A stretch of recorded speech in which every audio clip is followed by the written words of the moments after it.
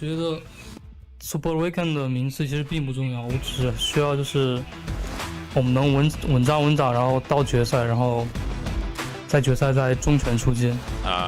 Поэтому, надеюсь, наша строчка будет как можно более высокой. Благодаря тому, что мы просто будем хорошо играть и найдем tот самый поток. 650 civarı toplayacağımızı düşünüyorum. He isn't brave enough to take the fight. He isn't brave enough to go for the knock. He resets Illan is back alive, goes to top, goes for the first diver. Is Illan now Rolkers heading in further forward, but he'll back up. 在经历了2天的淘汰赛之后，我们在队内就是进行了一些心态上的一些调整和一些转点和那种在转点上面复盘了很多，然后熟悉了各个队伍的跳点和转点位置。其实我觉得 Super Weekend 的名次其实并不重要，我只需要就是我们能稳扎，然后到决赛，然后在决赛再重拳出击。V getting into some gunfire right here. Oh, Udor pulling up the buggy. Oh, next Ruda. Already down 2 men. That's not looking good. And how this ball falls down. Udor in the clothesline, taking a lot of damage. He's not going to be able to withstand that one. He also falls down. Now next Ruda left with only one last man alive. And Frozen is all the way in the middle of nowhere. He's running. He's on a run. He doesn't want to fight against Navi. It's understandable. He wants to play things a little safe. That zone again, White moves up towards the north. This is nice game to lose when it comes to entering in his zone quickly. Quickly go for the punish to find Kitsune. That's the knocks that we were looking for in the edge of zone that they're going in for. But can they translate that into the kills? That's what I'm looking for. And so far it seems like they will be able to. Navi is already down and bleeding. Первые 2 дня были не совсем удачные, но мы понимали, что нужно будет адаптироваться прямо по ходу турнира, потому что есть команды из американского региона, с которыми мы вообще не играли ни разу. И это просто будет планомерная работа, в ходе которой мы научимся играть в таких ситуациях, в таких играх с такими командами и будем вновь показывать лучший результат. Наша главная цель к финалам — это просто найти свою игру, чтобы показать всю свою мощь, весь наш потенциал уже непосредственно в этапе, который действительно многое значит, который будет гарантировать проход на чемпионат мира, финал чемпионата мира. Поэтому, надеюсь, наша строчка будет как можно более высокой, благодаря тому, что мы просто будем хорошо играть и найдем тот самый поток.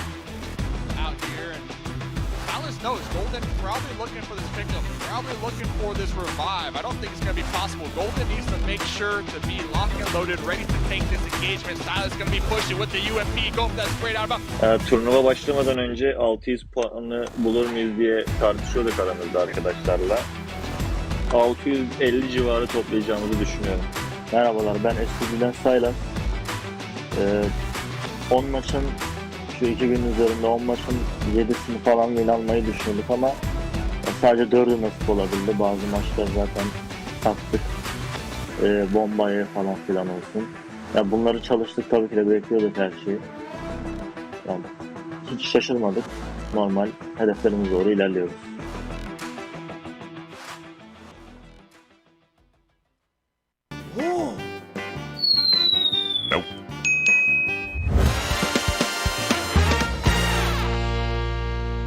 Or at least they will have a little bit of chance to try and come up on top. But over here, a little bit of highlights from the past.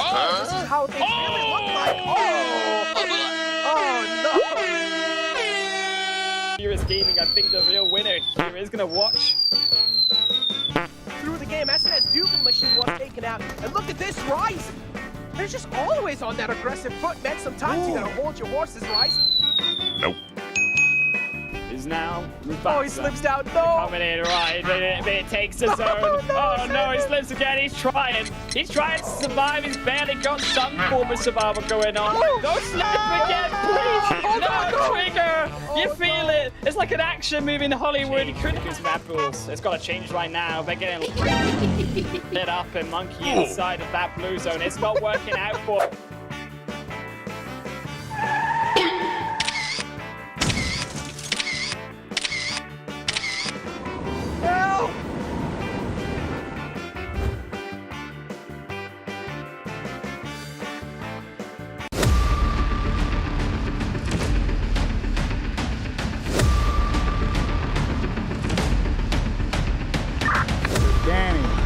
ready for extract.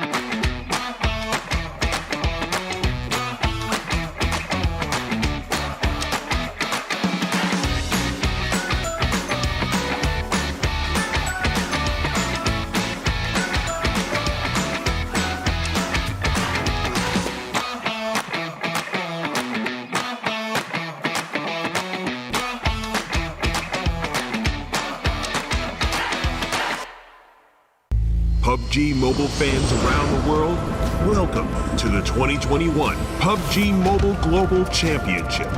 To the top teams across all regions, we have a message for you. The Middle East. You have proven your worth.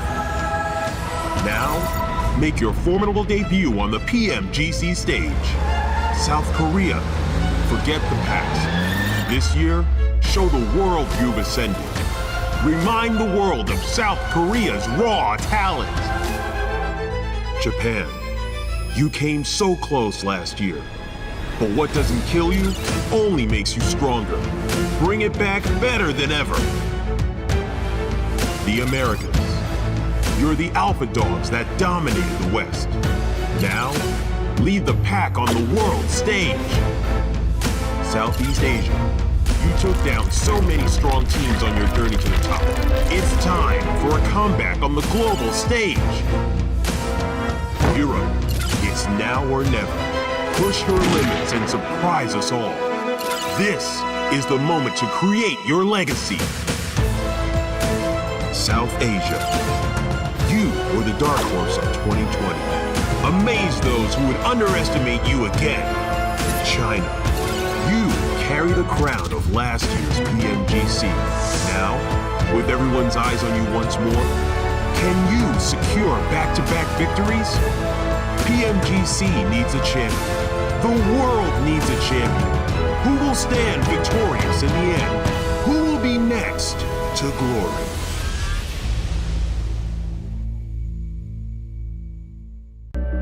I saw the first light, the first steps. Now I see much more.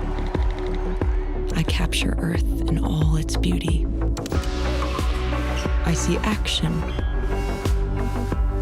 I see drama. And I see it in the finest detail.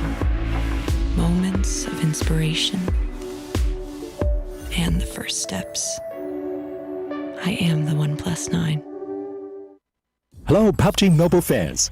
It's almost time to bring together the world's top teams for the PUBG Mobile Global Championship 2021.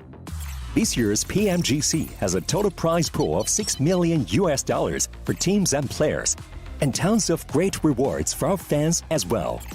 PMGC will consist of 2 stages, League and Grand Finals. The league phase will last from November 30th to December 24th. During the league phase, teams from the Americas and Europe will compete in the West League, while teams from Asia and the Middle East will compete in the East League. Each league, 20 teams will compete on Tuesdays and Wednesdays for 16 slots to compete on Friday, Saturday, and Sunday in that week's Super Weekend. The total Super Weekend scores over the first 3 weeks will determine which 16 teams will compete in the PMGC League Finals during the final week. The top 9 teams from the East League Finals, the top 6 teams from the West League Finals, and a special invited team will advance to the PMGC Grand Finals. The PMGC Grand Finals, which will take place on January 21st, 22nd, and 23rd, will determine the PMGC 2021 Global Champions. Who will be the next to glory? Don't miss a single minute of exciting PMGC action.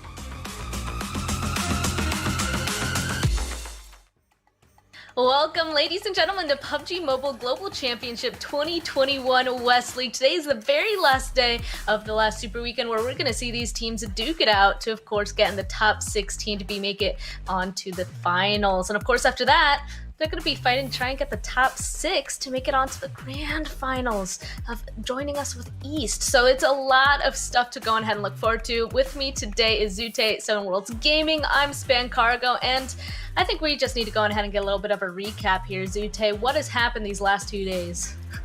Well, these last few days, it's been at the start of the day, each day.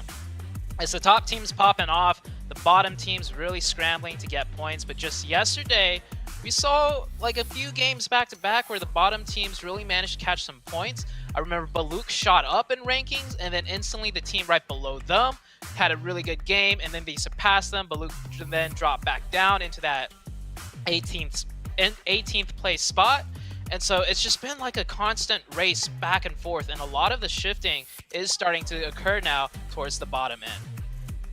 Towards the bottom end. Okay, so we talked about Baluk Choptown a little bit. 7, is there anybody else that also kind of showed up and is moving around a lot towards there?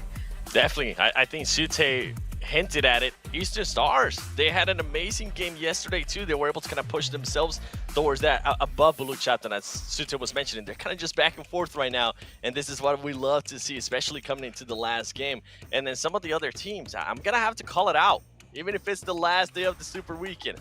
I'm going to be looking at what Exit's going to be doing. I'm not going to be looking at them in regards to hopefully qualifying, because that's just not possible at this time. I am going to be looking at them to hopefully saving face, because so far they have had just an absolutely awful performance on this PMGC.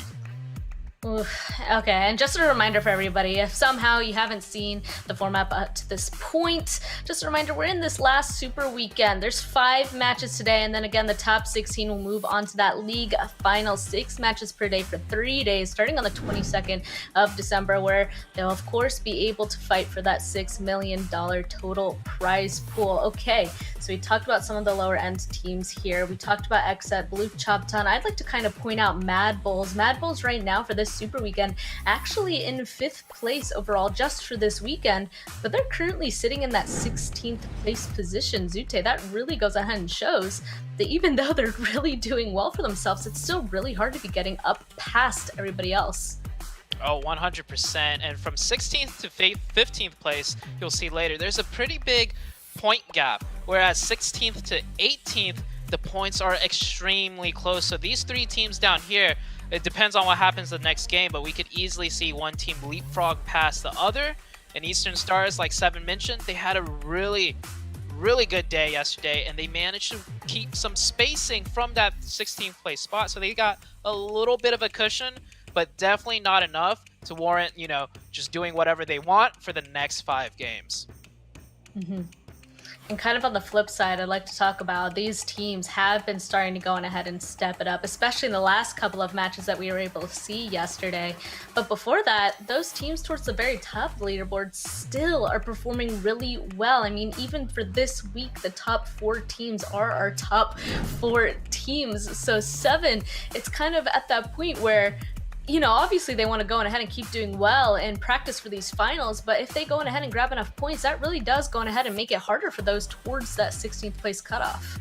Oh, it definitely will. I mean, they're just taking so many points off the table. And one team that comes to mind is first place right now, Rice Esports. I mean, this has been a super weekend of a lifetime for them in comparison to what they've been able to do before. I'm enjoying what I'm seeing. I mean, currently with a day left, they have almost matched what they did on the previous super weekend, which is just so impressive.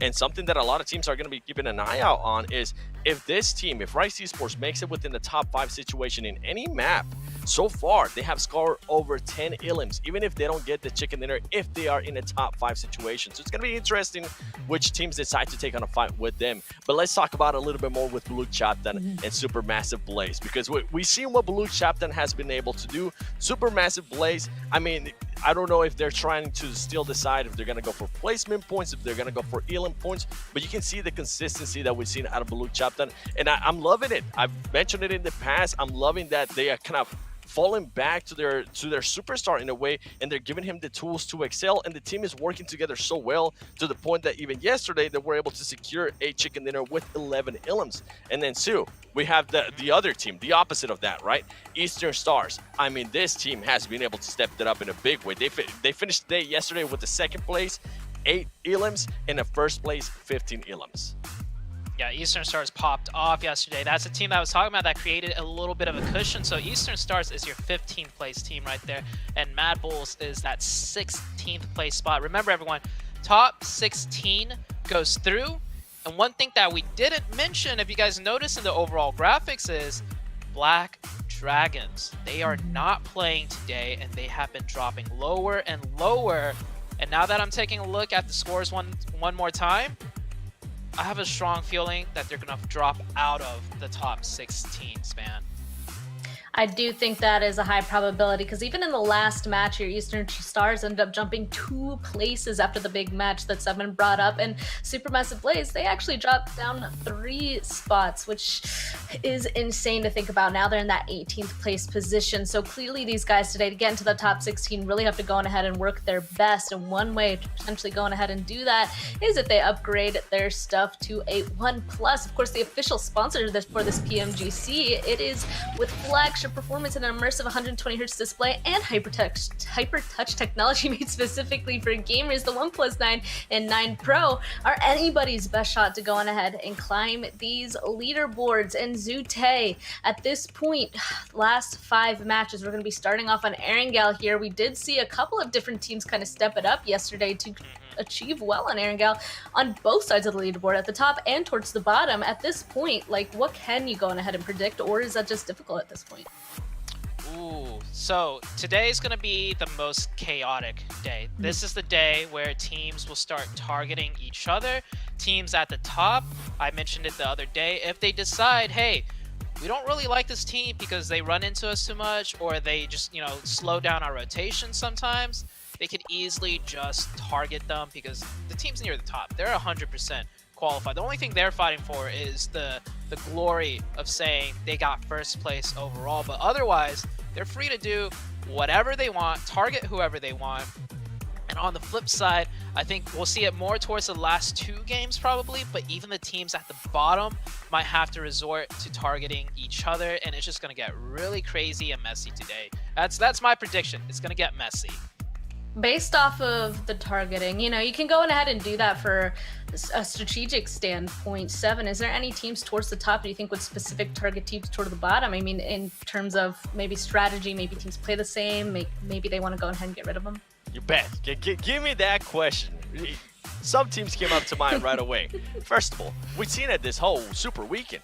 Fenerbahce pretty much just getting into fights every single time in Erangel with Exit. And I mean, it hurt Exit in a big way to the point that now they're just not going to be able to make it. Another teams that I'm going to be looking at closely, especially in Erangel, is going to be Alpha 7 and Buluk Chapter. Now, you might be wondering, well, Seven, that is a weird targeting.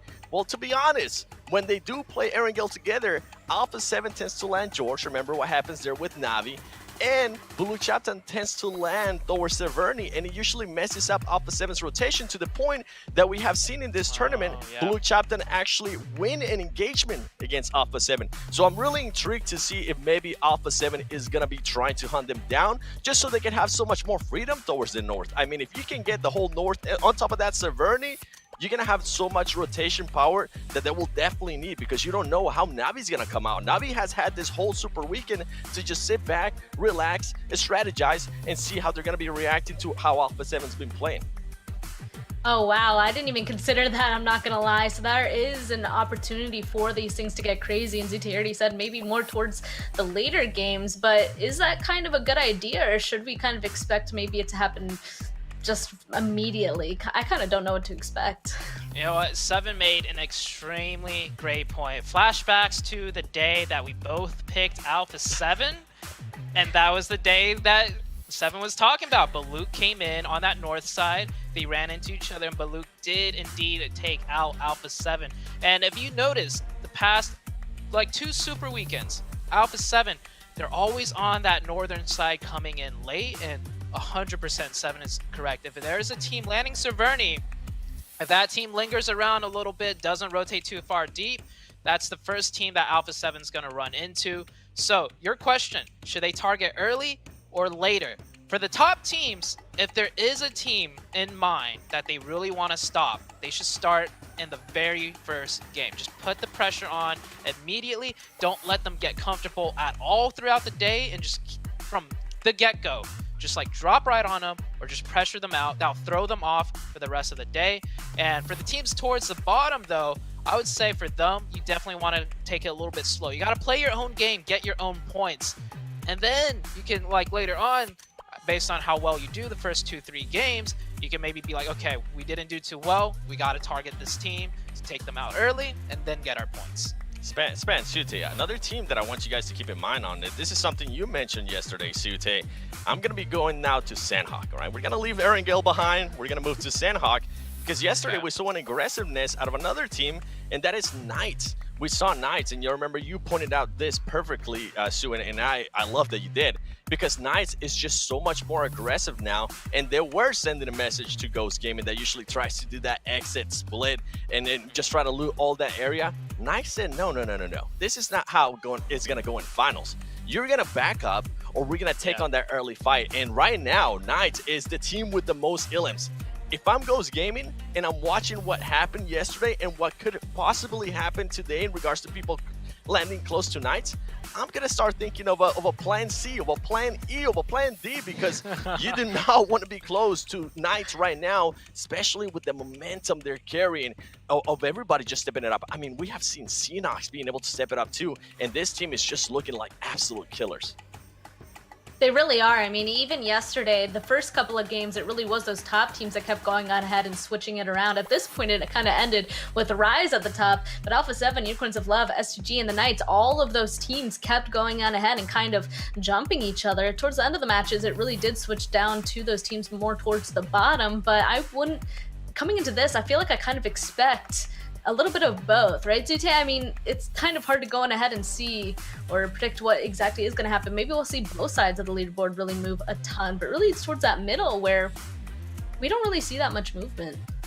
Yeah, the middle of the pack, they're just like happy to be here, right? The teams at the top, they're like, yo, we need first place, we need the spotlight. The teams near the bottom are like, yo, we need to get to the next stage.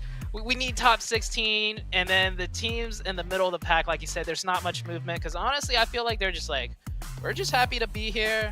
We're just happy to have a good spot to qualify into the next stage. But I might be jumping the gun a little bit, but the next stage, right, we mentioned it very slightly. The next stage, in order to go from the finals to the world finals, you need the top 6. And you mentioned 5 teams that have been doing really well, Span, that have been jumping around past each other, up and down. Well, the near goal, you know, coming next week, all of a sudden is no longer top 16, which is pretty easy. A lot of teams are really comfortable already. The next week, the goal is going to be top 6. And boy, do the top 5 right now look so dominant and strong. Like, I have no idea what these other teams that are sitting comfortable might be feeling. Maybe they're already they should be a little bit stressed out as far as like, yo, can we make top 6 against teams like this? But first, you know, top 16, that's the story for today. I just wanted to throw it out there. We keep talking top 16, but the grand scheme, top 6 is gonna be super difficult, and I can't wait to see what happens once we get to that stage. Sue, I'm I'm glad he- so glad. Sorry, Sven. I'm so glad he mentioned that because we have had some teams, right? We're currently in this stage where teams can afford to have a bad super weekend or maybe just a bad day, and that'll be completely fine. Going into the finals, as Sute just allure, it is going to be just the top 6. And some of the teams that are currently towards the middle of the pack that I'm going to be looking at closely is going to be Footballers. Is today going to be the day that Soul K Sunday comes out again? So far, this Super Weekend, in comparison to the previous Super Weekend, Footballers has been night and day in regards to performances. And this is the stuff that those teams cannot afford to do, especially in the finals. We're only going to have 3 days. Yeah, we're going to be playing an extra 3 games, pretty much total, because we're going to be playing 6 games a day. But you cannot afford to have those bad games. You cannot afford to have those bad rotations. And that's kind of why I was alluding back to Alpha 7, maybe going after Blue Chapter at some point in Erangel. It's going to be interesting. And today I'm going to be looking at a lot of consistency out of all these teams, especially the ones that are hunting down that top 6 in the finals. I kind of wanted to expand off of that. You know, it's the top 16 obviously for today. It's whoever's going to grab that 16th spot. And then you're right, Zute, going into these these West finals, that's where it's really the 6th place spot that's going to be difficult to go on ahead and grab. So coming into today, you know, we talked about maybe teams targeting the lower teams to kind of control who's going to be coming with them. I'm kind of curious if maybe even those middle teams are going to actually target the top teams, maybe to kind of get used to it, maybe a little bit of practice to see if they can go on ahead and figure out a way to mess with them going into the finals. But we'll have to wait and see. First, we're going to go on ahead and get to the thing that we've been waiting for. Let's start talking predictions. Let's just start right off the gate. I'm just going to go first because I chose Fenerbahce, and the reason for that is something that you guys have heard multiple times, and that's because they still have not gotten a chicken dinner, and I need them to get one. They're a team that is around in that middle of the pack, you know, right now in that 7th place position. The 0 chickens, a little bit too much for me. They have to get at least one. How about you, Zoo? And to just put what spans, you know, prediction and perspective, they're about to play a total of 45 games with 0 chickens. They got 5 games left today, and it's important because going into the finals, that one chicken's gonna help a lot. So I'm gonna keep an eye on them too. But as for me, my prediction is actually gonna go over to the Knights. The Knights have been doing really strong, really well, but they have not gotten a chicken. And I just got a feeling today is going to be the day they kind of make a statement, they pop off, and then going into the finals, they'll be looking really good and really strong. Okay, another strong choice. 7, you as well. Who is going to win Erangel? I was just hinting at it. I said today I want to look at consistency, so I'm going to pick a team that's been very consistent in Erangel. It's going to be Unicorns of Love. When you look at the stats this team has been able to put up this Super Weekend, 4 out of 6 matches in Erangel, they've been able to finish with the top 4, and some of them include second places, and some of them include some nice ILM numbers that are definitely going to help you out in the finals. So Unicorns of Love, you're my pick. Hopefully I don't curse you, and I would love to continue to see that consistency that they've been showing in Erangel. We actually brought that up the other day. They ended up getting, I think, a 3rd and like a 4th or something, both on Erangel, and we were just like, okay, and now up next is the win, and then somebody entirely different went on ahead and took it. So again, another great pick. I think all 3 of these guys got to go on ahead and get a win at some point today, and we'll just have to wait and see if this first one is it. So last kind of couple of comments here is at the very last day of last Super Weekend, there was like 3 hot drops that went on ahead and occurred. We already talked about how there's a potential for those shenanigans happening today. Keeping that in mind with just this first map on Erangel, we already kind of mentioned a couple of areas, especially in that George Flip to Saverna area. Is there anywhere else that we need to pay attention to? I think it's gonna come down to the circles, right? I don't think, as far as immediate hot drops, we got Milta and Farm. That's the Fenerbahce and Exet rivalry that's been going on, and that actually heated up quite a bit yesterday. They started ending up just punching all the NOC players out to make a statement, and I think if the cameras kept on them long enough, they were gonna start dancing on their crates too. So, like 100%. That is going to be the very first fight that happens here. But I think everyone else has been just dropping in their own spot, unless, like we are predicting, maybe some of the top teams are going to start hunting off the get-go, and then we'll just see it happen. You know, like, I don't know what to really expect here, other than 100% Exet and Fenerbahce are fighting early on. We're talking about that fight, and we're talking about our predictions. I got a question for you guys, and also for YouTube chat. Who do you guys got leaving first, being that 16th place team on this first Erangel? 2? go for it, quick. I got Exet. Okay. Exet. Sorry. Span? Oof. I mean, I'm gonna stay out of this one because we're just gonna launch right into the game here. I'm just gonna dip out of that because we're gonna jump into Erangel and send it straight on over to Hot Jukes and Mustache Dave for the action. What's going on? How are y'all doing today? What is going on? Game number 1, Hot Jukes. Are you ready? Bro, I'm board ready. Let's get it. We are good to go. They're asking, I think the question on the desk was, who's going to get taken out first, Hot Jukes? Did I hear Exet, dude? Are we thinking Exet going to get punched out here once again? Well, you know what? The desk was talking about it, and there was one thing in particular that I think that they kind of missed, right? It was this fact. They were talking about top teams, you know, doing whatever they want. Fact, right? Middle teams could even do what they want. Fact. What about Exet, though? What about What Exet? about them? What about, Right? They need 27 points per game in So check order it out. to tie 16. So I what understand about that. them, Hot Jukes? Exactly right. Exactly right? Is that they're at the point now where it's impossible, right? They literally need a chicken dinner every game and kills in order to even make it. So, Dave, the top teams, if they try to take some squads out on that 16th place slot, right? They're still going to go on to that next stage and possibly face these teams. So they could be a little bit hesitant, right? Being, you know, maybe we don't want to, like, you know, BM these kind of guys because you never know what's going to happen, right? But Exet has nothing to lose. Nothing. They could do whatever they want. They pretty much know at this point they're not going to make it, right? So if they want to BM a team and make sure they don't make it top 16, nobody has, like, nothing to lose like Exet. I guess, you know, with that mindset, I guess they can kind of be a thorn in the side of Mad Bulls, Eastern Stars, and anybody, and maybe even Buluk, right? Buluk, SMB gonna be on the hunt today. Like, we're gonna be paying attention to these bottom teams for sure because these bottom teams are looking to qualify. And they also touched on it, and we kind of alluded to it yesterday. The Black Dragons not participating here this Super Weekend. You have to assume they are just watching on the sidelines, edge of their seat right here. They're sitting in 14th, 186 total points. Right behind them, Eastern Stars in 15th with 182, and then Mad Bulls with 165. So there's a little gap between 15th and 16th, but that's most likely going to be covered here today. So the Black Dragons, I don't know if they're going to qualify here to the finals, Hot Jukes. No, it doesn't look like it. It doesn't look like it. They do not have that big enough a buffer. They would really, well, let's put it this way. If you are the Black Dragons or pretty much anybody watching that's a fan of them and you really want them to qualify, you are just staring at Mad Bulls at this point.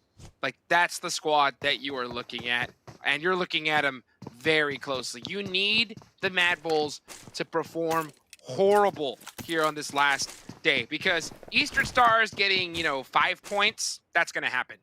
That's going to happen. You know, basically all they got to do is make sure that they get maybe, you know, 1 kill and, you know, 12th place every single game, and they'll be fine. But when it comes to Mad Bulls need, you know, a good little chunk of points, you know, 21 points. But 5 games, that's not a lot. It's not a lot. It's not a lot, Dave. But the thing is that also, we have been surprised before, right? In the past, we thought that a team was going to make it. Remember the Blue Bee story back in the day? Oh, you know? the Blue Bees. I love the Blue Bees, too. Oh, man. Yeah, we thought Blue... I said there's no chance that Airwolf Limax was going to pass them up. And they did, because Blue Bees couldn't put up like 20 points in an entire day. So it's possible. It is possible, absolutely. But and it's even more possible on the fact that, like I mentioned, Exet got nothing to lose. If Mad Bulls pissed them off, that's going to suck. Or any of the teams on top. If they don't want Mad Bulls to, if they don't want Mad Bulls to qualify, it could totally happen here. The thing is, I think you're forgetting here, Hot Jukes. What's up? Is the yin yang effect. Did you forget what yin yang did yesterday? I did. The Navy I can't believe SEAL. it. The dude swam around. I'm not going to mention the team because, you know, I'm not trying to put him on blast here today. Swam around, popped up, and took them all out. So if yin yang, I know we've been talking about that momentum here all season long. I got to assume after that play, yin yang is nothing but confidence. Oh, look feeling at that. great. And We the even saw him. momentum is riding high. So kind of a different story when we're talking the Bluebies from back in the day. So I don't know. I'm kind of rooting for the Mad Bulls here. I'm not going to lie. The Mad Bulls made a fan of me last night. You know what? I can't believe that slipped my mind because I think I'm on board now 100%. Yeah, like after seeing that like ridiculous swim rotation to get those kills, I want to see Mad Bulls make it, but I want to see them make it by 1 point, Dave. You know what I'm saying? Like, I want to see them just that play be the difference maker. To me, that would just be so sick. What a story. And that happens all the time, right? That happens all the time. A team qualifying by only 1 point. And by the way, we did see the East League kind of wrap up here today, and I was kind of crunching the numbers looking at it. Nova just barely qualifying 16th. Now, they did sit out a Super Weekend. DRS also qualifying 15th. They also sat out a Super Weekend.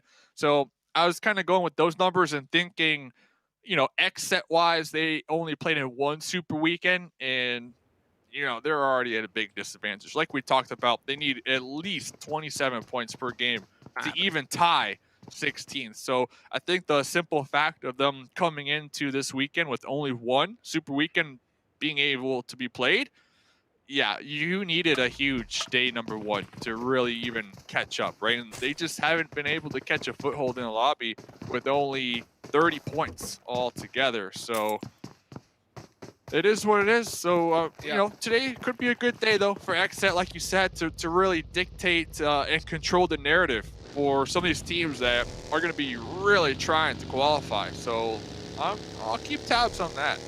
You know, that'll be interesting. It's gonna be interesting to keep an eye on for sure, because we could definitely see them have the possibility to just disrupt this entire lobby, or at least the teams trying to make it in for sure.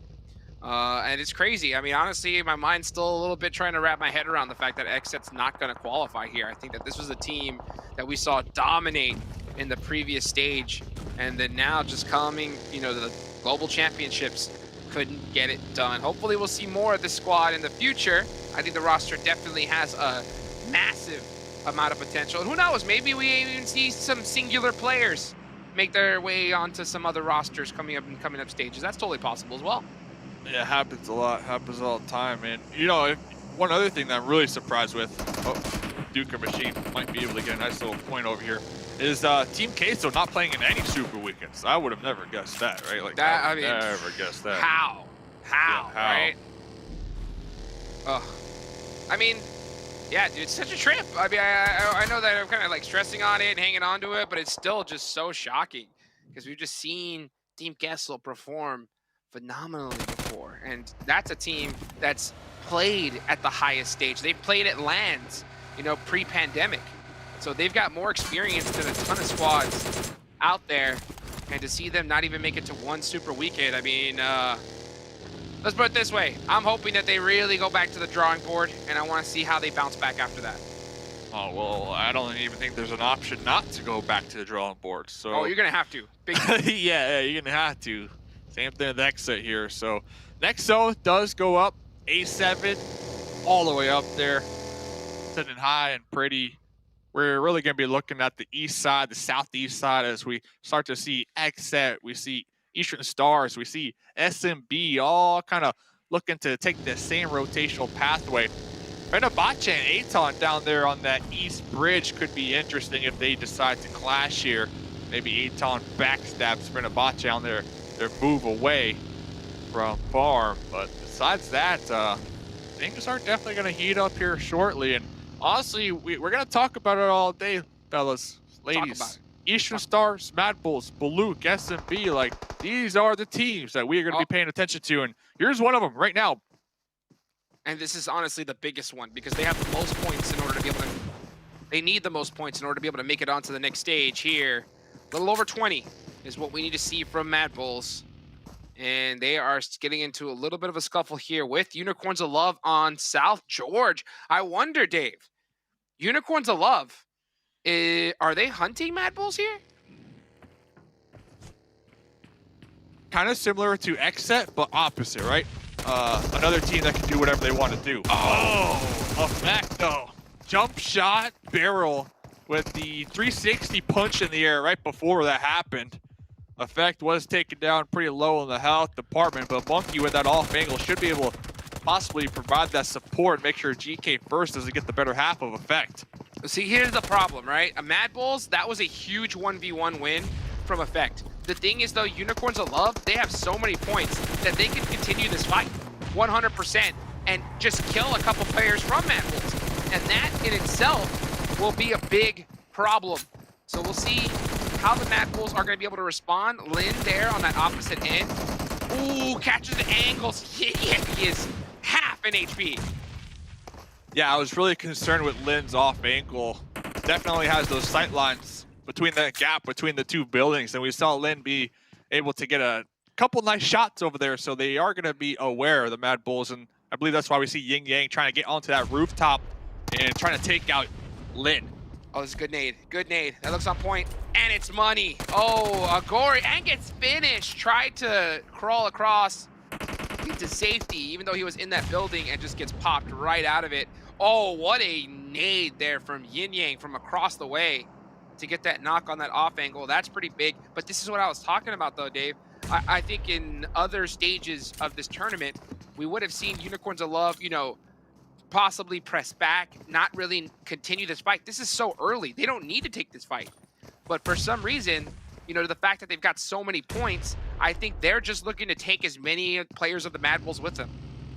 Yeah, the Mad Bulls definitely have the most to lose in this situation, of course. 16th right now.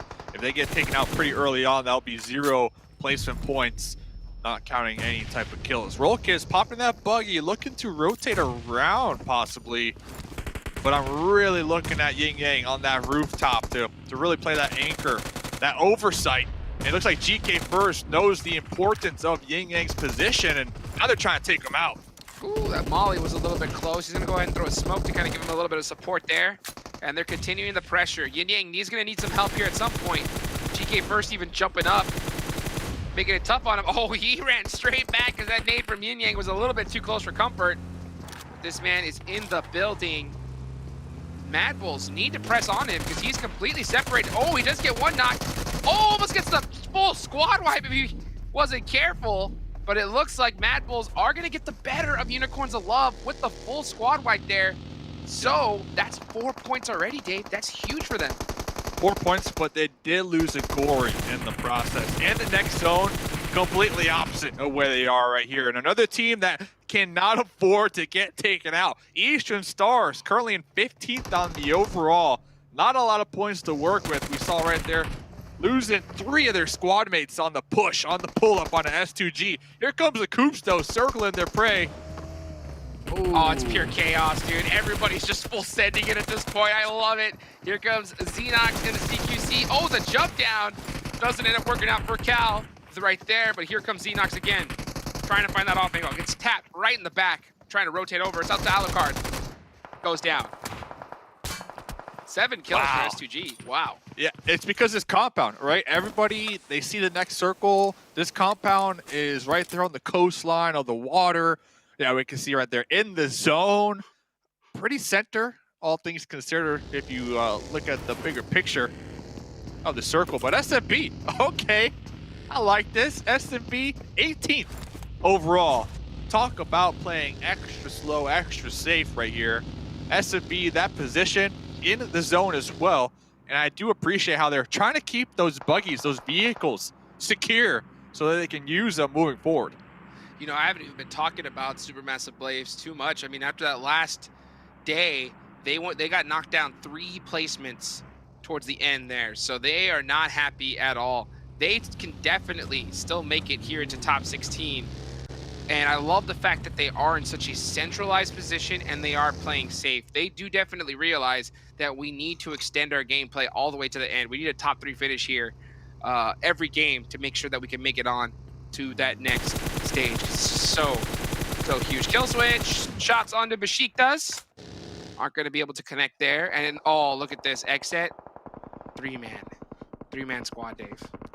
Really sweaty game flag. for Eastern Stars. I'm looking at Eastern Stars. They're down to just a solo, right? They're in 15th. So another team that really can't afford to get taken out this early on. Now, they do have a spot over there in the water, but the next zone doesn't favor them. Making their way up those cliffs are going to be a challenge. So we'll keep tabs on them. Eastern Stars down to just 1. SMB down to just 3. So, okay, so the solo from Eastern Stars still in the zone. We can see them up there in the water. They're safe for the time being, but you got to be thinking, like, where do we head next? How do I survive? You have to assume that next circle will not favor the water. He just needs placement points, but at the same time, I think Eastern Stars can't get too confident. They definitely need to realize that, guess what? Baluk Chaptan and Supermassive Blaze are in this as well. If those 2 squads pop off, as well as the Mad Bulls, you know, Eastern Stars is gone for. Honestly, if Mad Bulls don't perform and Baluk Chaptan and Supermassive Blaze pop off, they're done for as well. So Eastern Stars need to put up points. That's for a fact. They got to put up some good, decent points here to ensure that they can make it up. And honestly, Kabbalah up there in the water, he should be able to get some decent placement points, especially if that zone shifts a little bit further back on there and he gets another circle. Yeah, placement points, the objective right now. Ooh, Nunez, Mythic. I believe we saw a little graphic. Oh, that Molly. The top damage dealer in the lobby. Most damage done. Mythic has just been putting on a show here this season for Rise. Hashtag go Rise in the chat. Very impressed with that individual player here this season.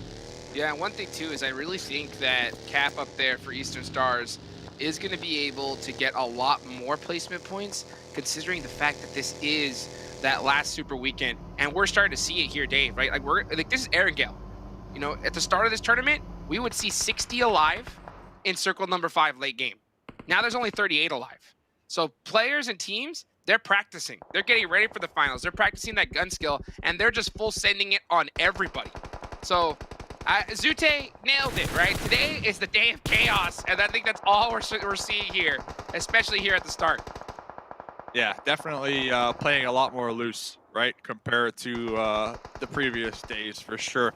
Especially if you are one of these top teams, you're just trying to stay loose, warmed up, ready to go for those finals. And yeah, that's why we're like you mentioned, we're down to what, 36 more players? It's crazy. 17 minutes in.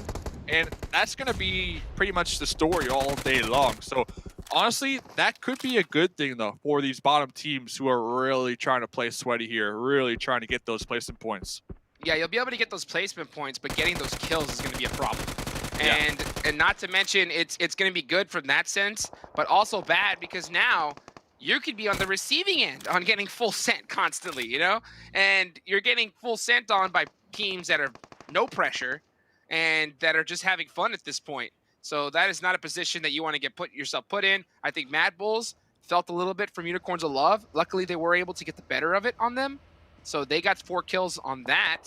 But look what happened to Eastern Stars, right? Eastern Stars down to just 1.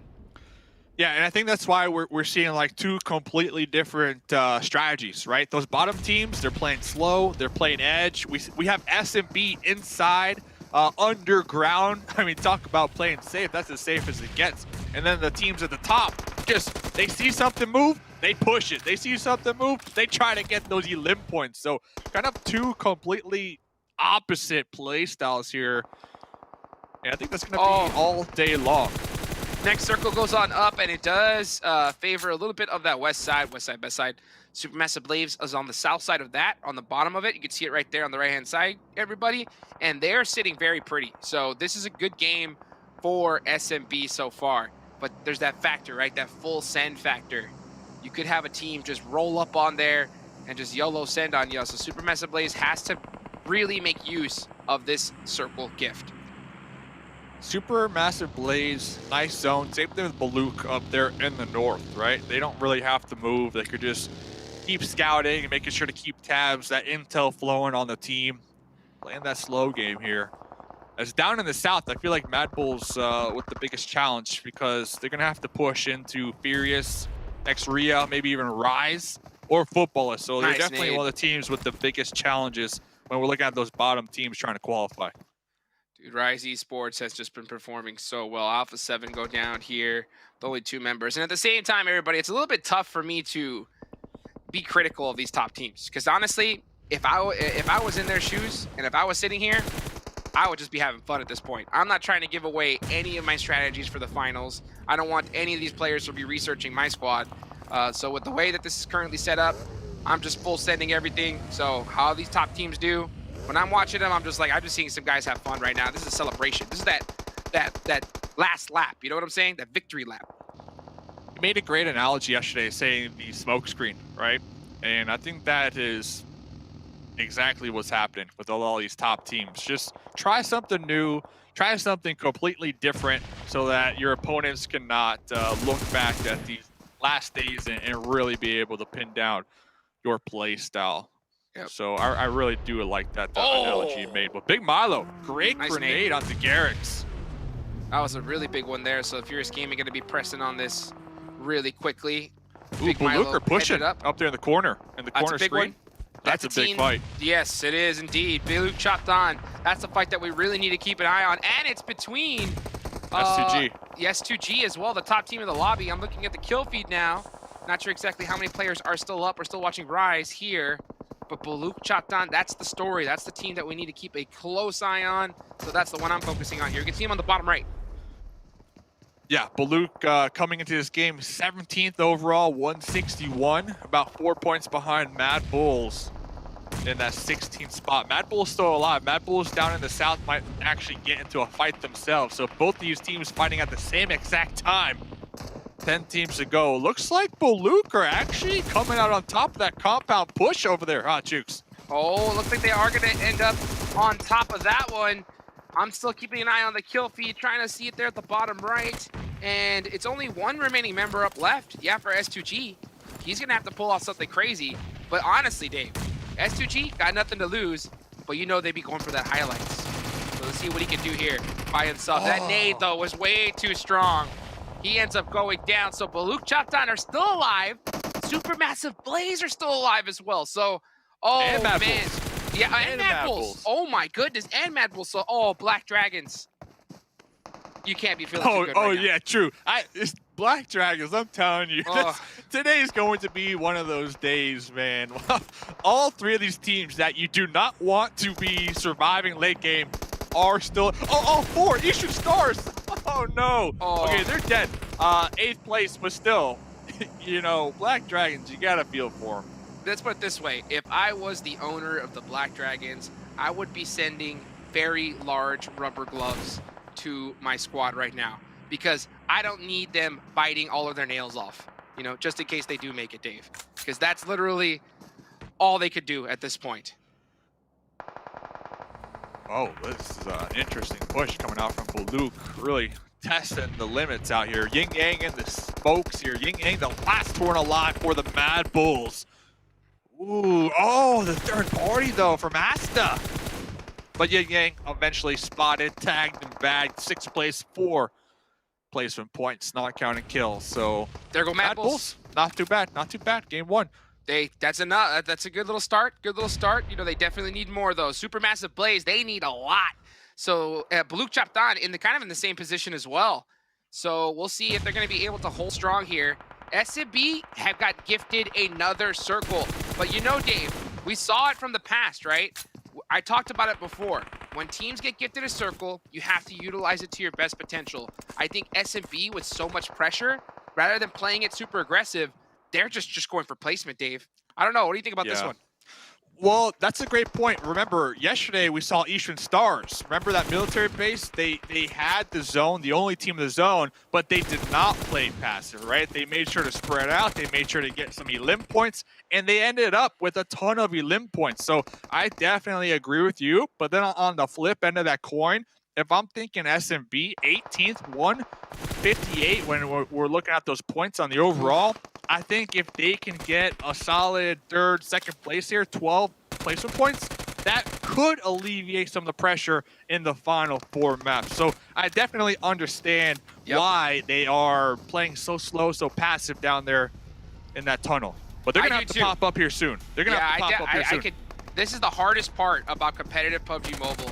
There's so many, I know all you guys in the chat, there's a lot of armchair IGLs out there. But I'll tell you what, making these decisions hard live is some of the toughest things you could do. But now they finally step on out and they get 2 points. So here we go. I think they have to finally start turning it on here because Dave, even Zute said it. The chaos is gonna really crank up in the last few matches. So honestly, if I was Supermassive Blaze and I get gifted a zone like this, you want to really pop off and maximize it to the best potential because you don't know what's going to happen in the last 2 games, and they're already in a top 2 situation. Look who's in with top 2. Luke chopped on. What a nade! Look who's in top 2 right here. Fernand. Nice grenade. Going to be tossing that second one, trying to get it behind the little buggy carport over here. Looks like the revive is going to be coming up. MG3! Fernand, the MG3! Got him!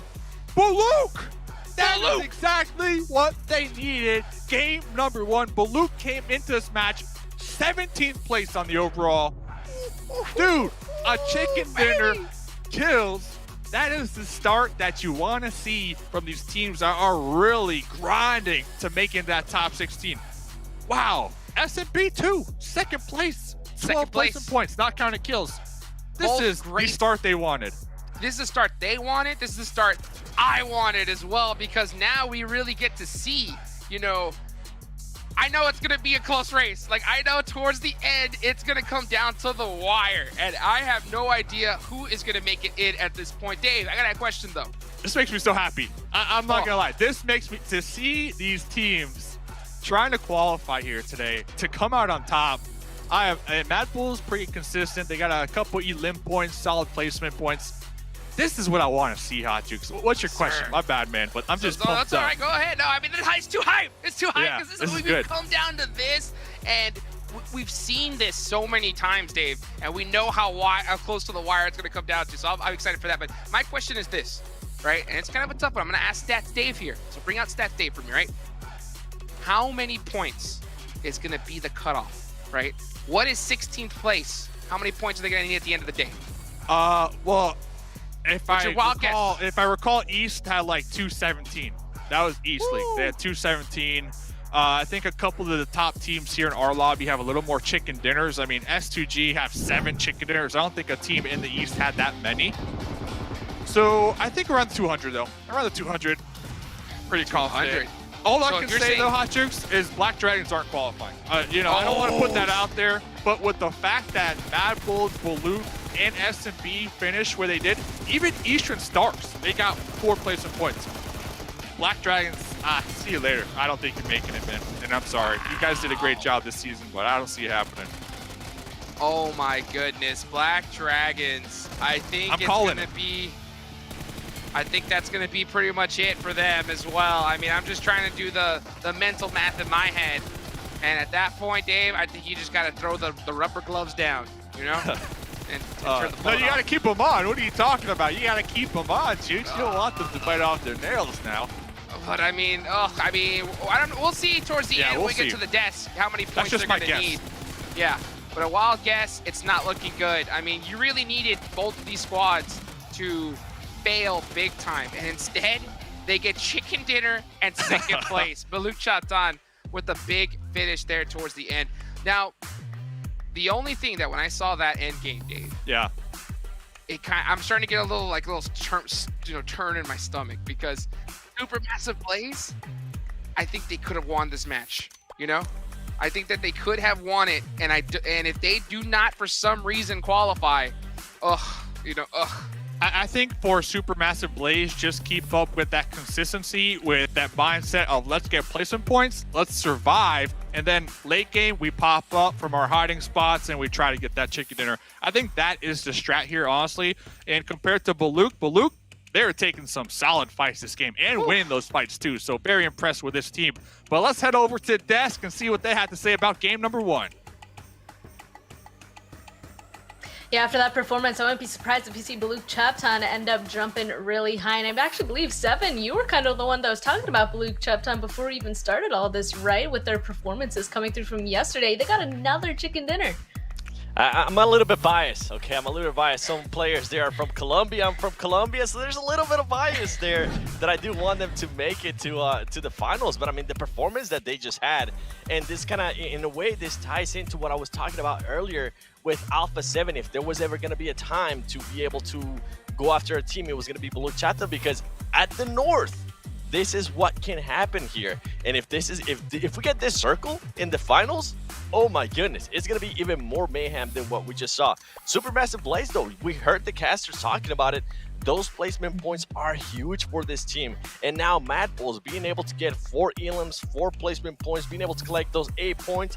I mean, can we ask for a perfect start to this day here, Span? Yesterday we were talking about it the whole day, saying how some of these teams need to step up, how some of them weren't stepping up, and today they come out guns blazing. I'm already satisfied, honestly. I mean, that was an amazing first circle as well, and an amazing first game. I mean, we got to see a lot of these teams that needed to step up just in the first match. I mean, you can still see Football, SS2, GA7, Rise is still up here on this first page, which those teams obviously don't need to go ahead and grab these points, but still a good amount of teams that did go ahead and show up. I mean, I have a feeling Blue Chaptan, Supermassive Blaze, and Mad Bulls might just completely have kind of scattered their placements down there, which is what they need. They need to be moving around a lot down there, Zute. This was the perfect start in terms of keeping things interesting. In the past 2 days, we always saw the top teams come out strong in the first game, and nothing would happen towards the bottom, but now a lot of things have happened towards the bottom. Another big one on the second page is Eastern Stars with only 1 point. Now, it's a very slow start for them, but they had a huge game ending yesterday, so allowing the teams below them to have a huge first game. Well, Eastern Stars, they don't shake up points in the terms of going up, but because they only got 1 point, it gets even more shaken up because the teams below them did better, and now everything's getting shuffled around down there, and overall, the points have actually gotten a lot closer within each other. Before the start of this game, I mentioned that there was like 3 teams that had pretty close points. Well, now I think we have maybe 5 teams around the bottom that are just even more close for that top 16th place position. And Furious Gaming here, Scream BC coming in with the MVP, 836 damage, 2 elims, 20% team contribution. So that means everybody on the team was pulling their weight there, Seven. Definitely. I'm actually really shocked at that 20% team contribution. Usually when we talk about the MVPs, we see like somewhere up in the higher 30s, 40s, sometimes even 50s and 60s. But overall, Furious Gaming had an interesting game too. They ended up with 12 elims themselves, being able to secure 22 points. Not a bad first match here for this team, as we're starting to talk about some teams wanting to get into a good momentum wave going to the finals, and this team obviously is going to be making it there.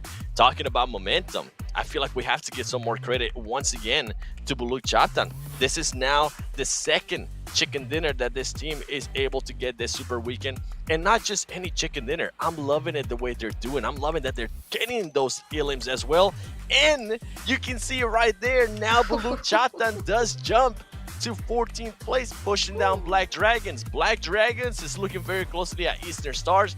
Eastern Stars is only 3 points away, which, I mean, it's totally doable. And then we have some of the other teams, right? Mad Bulls, 173 points. And then Supermassive Blaze, 172 points.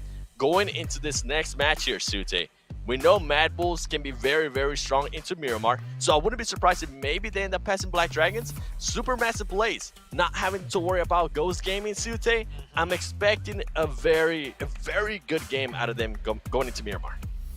I'm hoping for a good game out of Supermassive Blaze, because if they get a good game, they're currently basically on the lowest of the leaderboards in terms of potential qualifying for top 16. So if they get a good game, well, then they leapfrog back up a little bit, just like Baluk did in this very first game. So I want to see this. I want to see this action. I want to see this energy come up through the rest of the 4 games. I want all 4 games to be a constant musical chair shuffle towards the bottom, because that's going to be the most exciting. And maybe sprinkle a little bit, of the top dog action, get some highlight plays. You mentioned it. I'm looking for those Twitter clips. Maybe we'll see some crazy stuff from the top dogs. But today's going to be great, Seven. I just can't wait for the next 4 matches. I agree with that. Even Blue chopped on this last one, jumping up 3 spots. Black Dragons, of course, went down. So did Eastern Stars and Mad Bulls, even with the performance that they just had. So I do think that there's going to be a lot of musical chairs, a lot of points to go ahead and grab for these teams. Also, just a reminder for you guys watching, it's the first stage of the treasure box hunt as well. It started already. It goes to December 21st, and you can enter in the endgame center the PMGC token to redeem and get this cool swag. All you have to do to get the token is watch live on YouTube, watch live in the in-game esports center, or through our social media events. Go ahead and do that now before it hits the 21st. But if you missed that, don't worry. The second stage of the treasure box hunt will be starting next week on the 22nd, so stay tuned. There's a lot more surprises yet to come, and of course, grabbing those sweet, sweet pan skins. Have to keep going on ahead and calling them out. Well, that was our first match for today. Again, a really action-packed one, a really interesting zone. And that kind of leads me to the question for you guys to answer in chat. On a scale of 1 to 10, how spicy will the circles be today? I gotta say, I think that number is already pretty high just based off of that last one. Yeah, that's 10 coming in from Zute and 7. That's what we're hoping for, jumping on in to Miramar next, but we'll find out after this break. But he misses the shots to make 7. I think they'll be counting themselves alive. It's Trigger. Oh, that's it. He did. He got it. I'm telling you, heel strat, but Vegeta. 2,000 years later. Boxes outside the window and try to get those heals, but you don't need it. He's gonna emote on us, baby. Get play, set, get play, set, get play, baby. Let's go.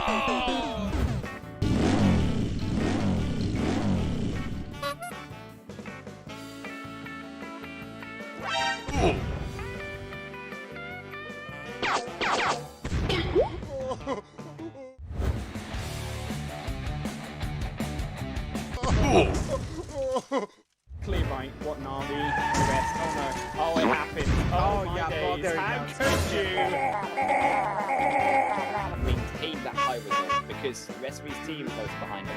I mean, yeah, exactly. We were also having to talk about how HTG, at least Dave was mentioning that how HTG wants to try new things, but I'm gonna hold on to one now because Na'Vi, and look at this is complete humiliation. Slice and dab, but he misses the shots to make 7. I think they'll be counting themselves alive as Trigger's in. He's a tanker, man. He's got the sound going on. He's got every move.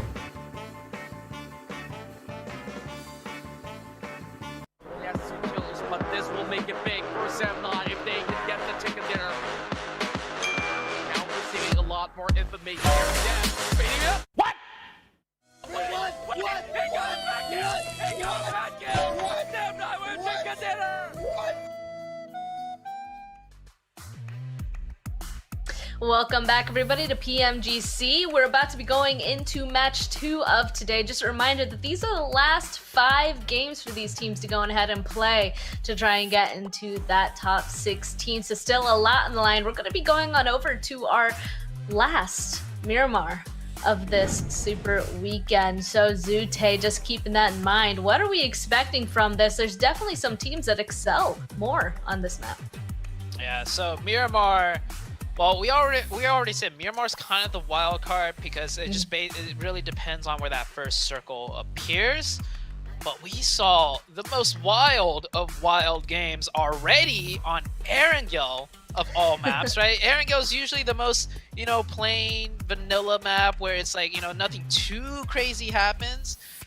But if that energy keeps up coming into this Miramar game, if we get those crazy circles, if we get these underperforming teams, at the bottom of our top 16, all keep starting to pop off like they did in the first game, well, I'm expecting probably maybe one of the best games that we'll witness on the Super Weekends.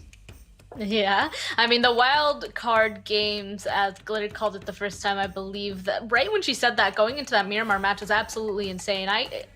I can't even remember all the details that actually happened. I was just sitting there and being all like, wow, this is absolutely 100% chaotic. Now, Seven, do you have any thoughts going on into Miramar, though, to kind of expand off of what Zoo was saying? I would love to see a crazy circle. I'm going back to that question that you asked before we went into break. It really got me thinking, man, we have gotten some crazy circles in Miramar, not just in PMGC, but in previous tournaments as well. So I would love to see another crazy circle, whether it's a water circle, whether it's an island circle, that can obviously happen. It would be interesting to see how these teams are going to be reacting. And I mean, going back to the other teams that we've been talking about in regards to consistency, when we talk about, I want to talk about Rise Esports. This is a team that has been super consistent, at least this super weekend in Miramar. A match, first place, 16 elims. I think they ended up with a 4th place finish too, with a lot of elims. So it's going to be interesting if they also decide to come out aggressive here today on Miramar.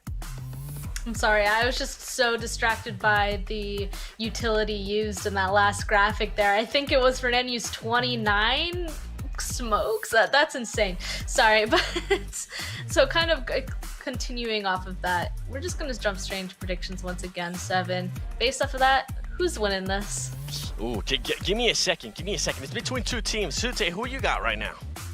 I'm going with Baluk. All right, like I know they just won the last game, but like Mustache Dave and Jukes, they always talk about this momentum.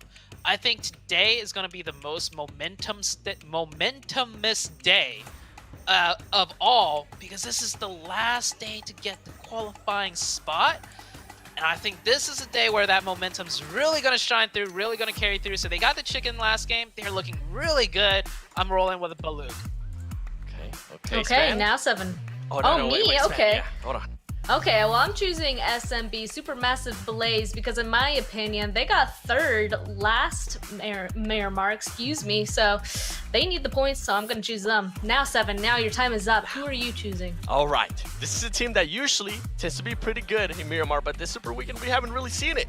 I'm going to go with Mad Bulls. I love what I saw out of them in that last one. I mean, hopefully the consistency for Miramar will start coming back into Mad Bulls. Last time I picked them, they actually won in Miramar, so I'm hoping that's the case in here today. Hopefully Mad Bulls will win, because if they do win, oh my goodness, the placement points and all the points there towards the bottom are going to be absolutely nuts. Honestly, if Mad Bulls or Supermassive Blaze going ahead and take this win, it's going to be insane. Blue Chopton already ended up jumping them, but if Mad Bulls, Supermassive Blaze go on ahead and kind of retaliate, whew, that's going to be insane. Black Dragons, of course, going to keep on lowering. We'll have to keep in mind, though, as well, Eastern Stars in that list as well. So a lot to look forward to, see what's going to be happening on our wildcard map. And we're just going to jump straight into it once again to see what the action is on Miramar with Jukes and Dave. Let's get it going, everybody. Here we go. Match number 2. Oh, so off the bat, gotta talk about it. Talk about it. Baluk Chatan winning it. Supermassive Blaze in 2nd place. Dave, after seeing the points, Black Dragons. Black Dragons.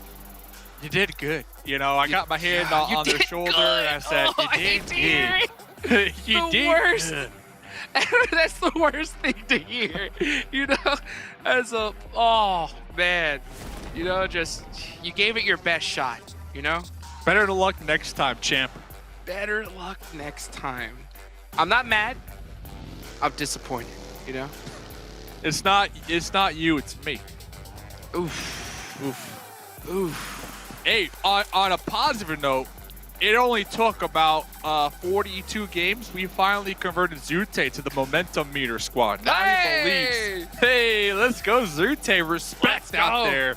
That momentum meter. Zute picking Baluk to come out on top here this game. 7 picking Mad Bulls, and Span picking SMB. So these are some spicy picks from the analyst desk. You like to see it, and we're focusing on the teams that matter here today. Make sure you drop that follow down below, subscribe, turn on those notifications. But we're talking about them teams that matter, Hot Jukes. And real quick, I got some interesting stats. Average points in Miramar. Talking about those teams that matter, it looks like Mad Bulls, they have the highest average on Miramar, sitting around 6.3 points per game. SMB right underneath them at 5.5.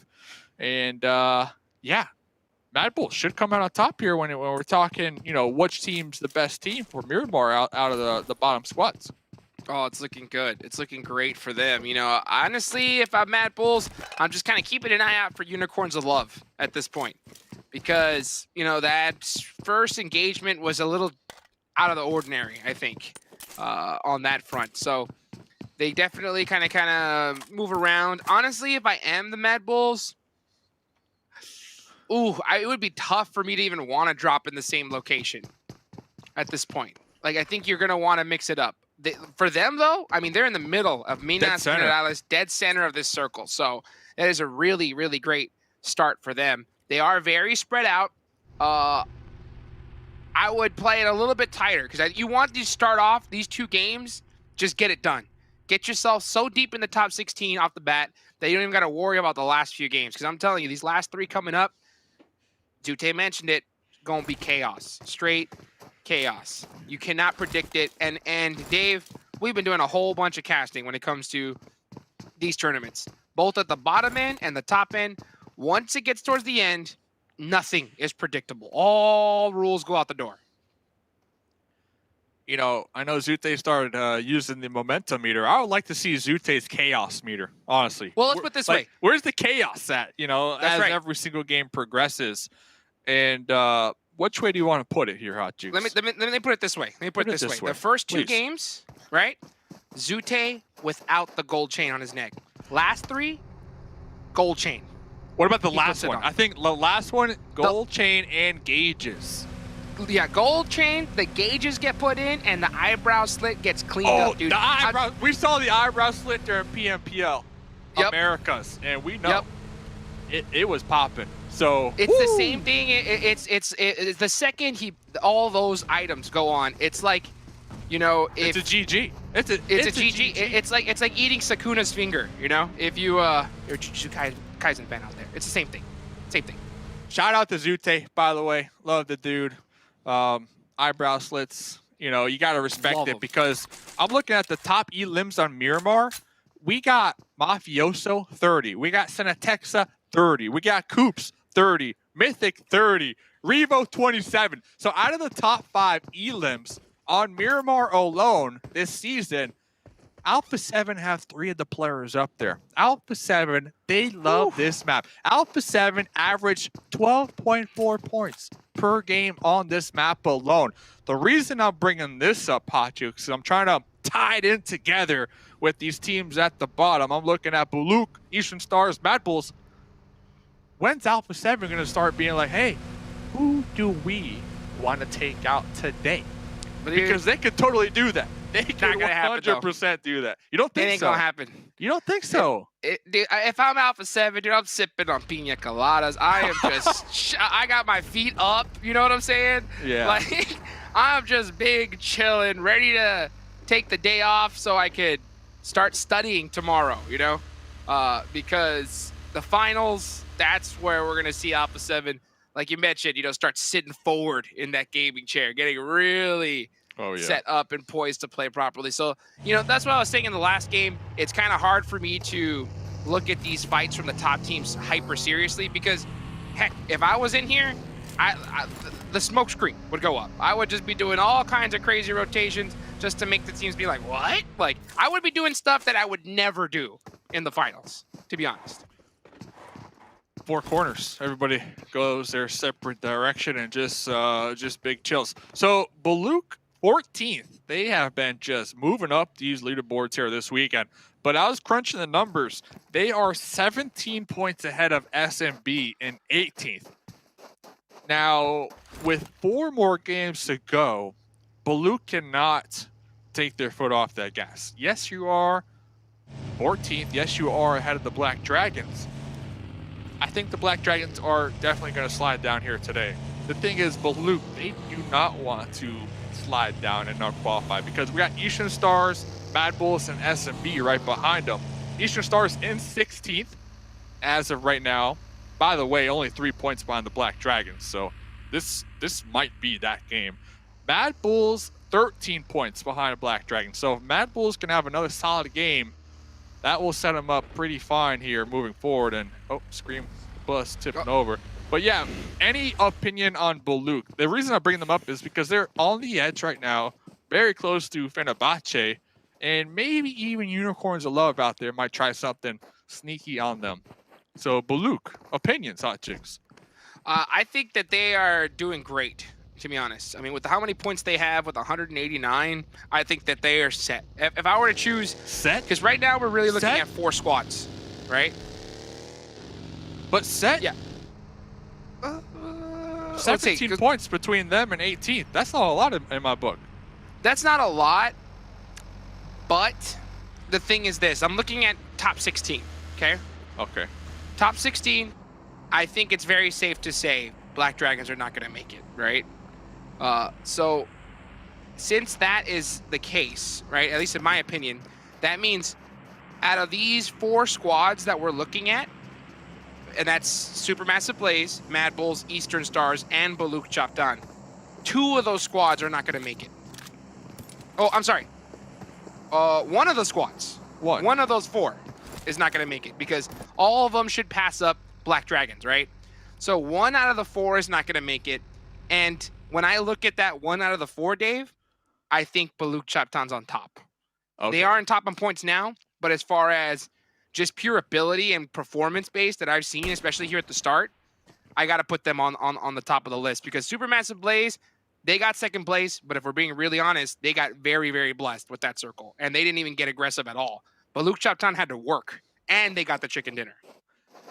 Yeah, Baluk definitely looking a little better when it comes to just final form, I guess you could say, working together as a unit. Remember, they crashed or they pushed that compound with S2G, who had a trio at the time, and they won it too. They won that compound. So they're definitely looking pretty good. Yin Yang! Oh, the bait! Is that a bait or what? Coops almost getting taken out. Yin Yang not able to land the final blow. Let's see what his teammates could do here. Effect coming in just a little bit too late, and they're going to have to try and support him. This is a kind of a desperation play for Mad Bulls. You don't want to be one of the last on the bottom of those 4 teams. SMB is below you, but they're only below you by 1 point right now, and that we're gonna see that go back and forth, ping pong like crazy. So we want to see them. Oh, Eastern Stars picking up a point. That's a big one. I mean, we're literally at the. I'm gonna literally freak out every point one of these teams gets because literally, Dave, I wouldn't be surprised if we're gonna see a difference in just 1 point between 16th and 17th. No, I totally agree. I'm looking at Coops, dude. Coops is just the dream slayer out there. Coops getting the confirm onto Effect. Yikes. Yeah, yikes. Mad Bulls, man, how are they going to respond? Okay, so Coops was eventually taken out. Yin Yang was picked up once again, and we saw yesterday Yin Yang was making those plays, those clutch plays. Looks like Yin Yang trying to get that wrap around. Would you want to see the aggression from Mad Bulls, though?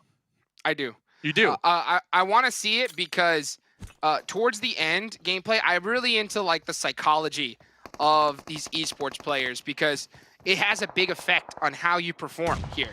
And Mad Bulls, you have to be aggressive when you're supposed to be aggressive, you know? And there's certain times when you have so much pressure and you just think, oh, you know what? Let's just change it up. Let's just play passive so we can try to get this many points. And we've seen it go wrong for players time and time again. You got to continue to play the game that got you here in the first place, no matter what the situation is. And in this one, you have to take this fight if you're Mad Bulls. You have to take it. So it looks like Effect was only knocked out, so they were able to pick up Effect. So all 4 Mad Bulls are still going to be alive. It looks like they retreated back into the safety of the compounds, but you got the Knights on the outskirts. Going to be looking right in, trying to get these grenades through your window. I want to continue to see that fight. Yeah, that's a standoff if I've ever seen one. And I don't see anybody really third-partying that fight either for the time being. There's a nice buffer between their compound and everybody else's. So knowing the Knights and knowing the fact of where they are on the overall leaderboards, the Knights can really just take that fight and see what happens. Absolutely, and that's the thing is that, like, in reality, I think that you could be neighbors because you're dead center, right? You know, taking that fight, you know, you could just kind of kick back and relax. But just knowing what some of these teams and players have on the line and where they're at on the leaderboards, you have to expect that they're going to press you a little bit harder. So you got to be able to make those plays and be able to play it safely. It does looks like the Knights pulled off. Yeah, it does look like they did pull off. So that's a huge, huge break for Mad Bulls. And it looks like the Knights are possibly playing this like they would any other match. And that's really good to see from them. Good to see from them, and also somewhat of a blessing for the Mad Bulls, I'm going to say, because the Knights, we know they know how to hit them shots here. So next zone did go up. Mad Bulls down in the south. SMB in the zone down there in the south. Looks like Luke trying to make their way on in. Going to be rolling in right behind Nexria, right behind Footballist. So Luke might catch some static here as they look to reposition into the zone. Eastern Stars, though, where are they here? Are they in any type of trouble? Oh, they are. Oh, they're up there as well. So they're near Baluk, near Nexria, and near Footballist. So we have two teams kind of all hovering around the same location. This location, to be exact. And that's what we're going to keep an eye on, everybody, is these teams trying to fight for top 16. Xset. Yeah, Xset. Knights. Two North America teams from the same, cut from the same cloth. But the Knights just cut from that good side because they are up on top. Xset on the bottom. And you can see Kill Switch just trying to make some plays at this point. Dude, cut from the good side, but relax, dude. Well, it is what it is. Hey, numbers don't lie, Dave. The numbers don't lie. Numbers don't lie. Oh, hey, Enigma coming up in here. The M249. J7 on the outskirts with the M4. Kind of baying their teammates out here. Kill Switch really low up there on the second story. So it looks like Baluk actually going to be rotating a little further down south, avoiding Nexria, which is pretty good. So now we're going to have Baluk, SMB, Aton, and Mad Bulls all kind of playing the same section of the zone. Aton, I know we haven't really been talking about him. 13th Hot Jukes. I think Aton just needs to look for consistency when we're talking placement points and maybe some kill points. But they could definitely still lose it here today as well. Oh, yeah. I mean, we haven't been talking about them a lot because they do have that slight buffer. But, you know, the way we see Mad Bulls and, you know, SMB get the top finish, Kill Switch with a nice little double nade. Yeah. And he doesn't have any first aids. He's just stuck, you know, just constantly popping off drinks. And now Xset looking to possibly turn this around on the Knights. They didn't like that cut from the cloth line because they're trying to They did back here. They did. They did not like it. Kill Switch with a jump shot. Oh, the stain, Dave. The stain. Spoke too soon. I assume Kill Switch didn't have any more heals, right? Because we didn't see him heal up before jumping down. But J7 Polo back up on their feet. It's a 2v1. Oh my goodness. J7 getting him, and Besiktas is kind of helping out Xset here. Zessie with that suppressive fire onto Xenox is just making things that much more difficult for the Knights. Next so it zone. does look like Xset. Yeah, next zone. This is a big one. That's what Stars. Eastern Stars, yeah, sitting pretty. What do you think about this one, Dave? What I think about this one, Baluk, Mad Bulls, Aton, SMB, all those teams down there in the south, they're going to have to make up their mind on where they want to push through this very difficult terrain. We got Junkyard down there in the south of this new circle. S2G currently holding that one down. I already see SMB in vehicles using one of these off-roads to try to reposition themselves. But yeah, Mad Bulls losing Monkey in the kill feed. Wow, these bottom teams, man, they did not get any luck with this new circle shift. Oh, no luck indeed. And there goes Xenox down to that Molotov. So that shift, horrible for those particular teams. Eastern Stars, like I said, sitting very pretty. And Baluk chopped on, Supermassive Blaze, both have a little bit of ways to go. And they're going to look like they might get into an engagement with each other. Aton did get a member of the Mad Bulls out the vehicle. So now it's just two left for them. Very challenging situation to be in for the Mad Bulls, right? 17th, they're sitting with 173 points. 10 points behind that 16th spot, Eastern Stars, who Eastern Stars did get the next circle. They have a huge buffer between them and everybody else.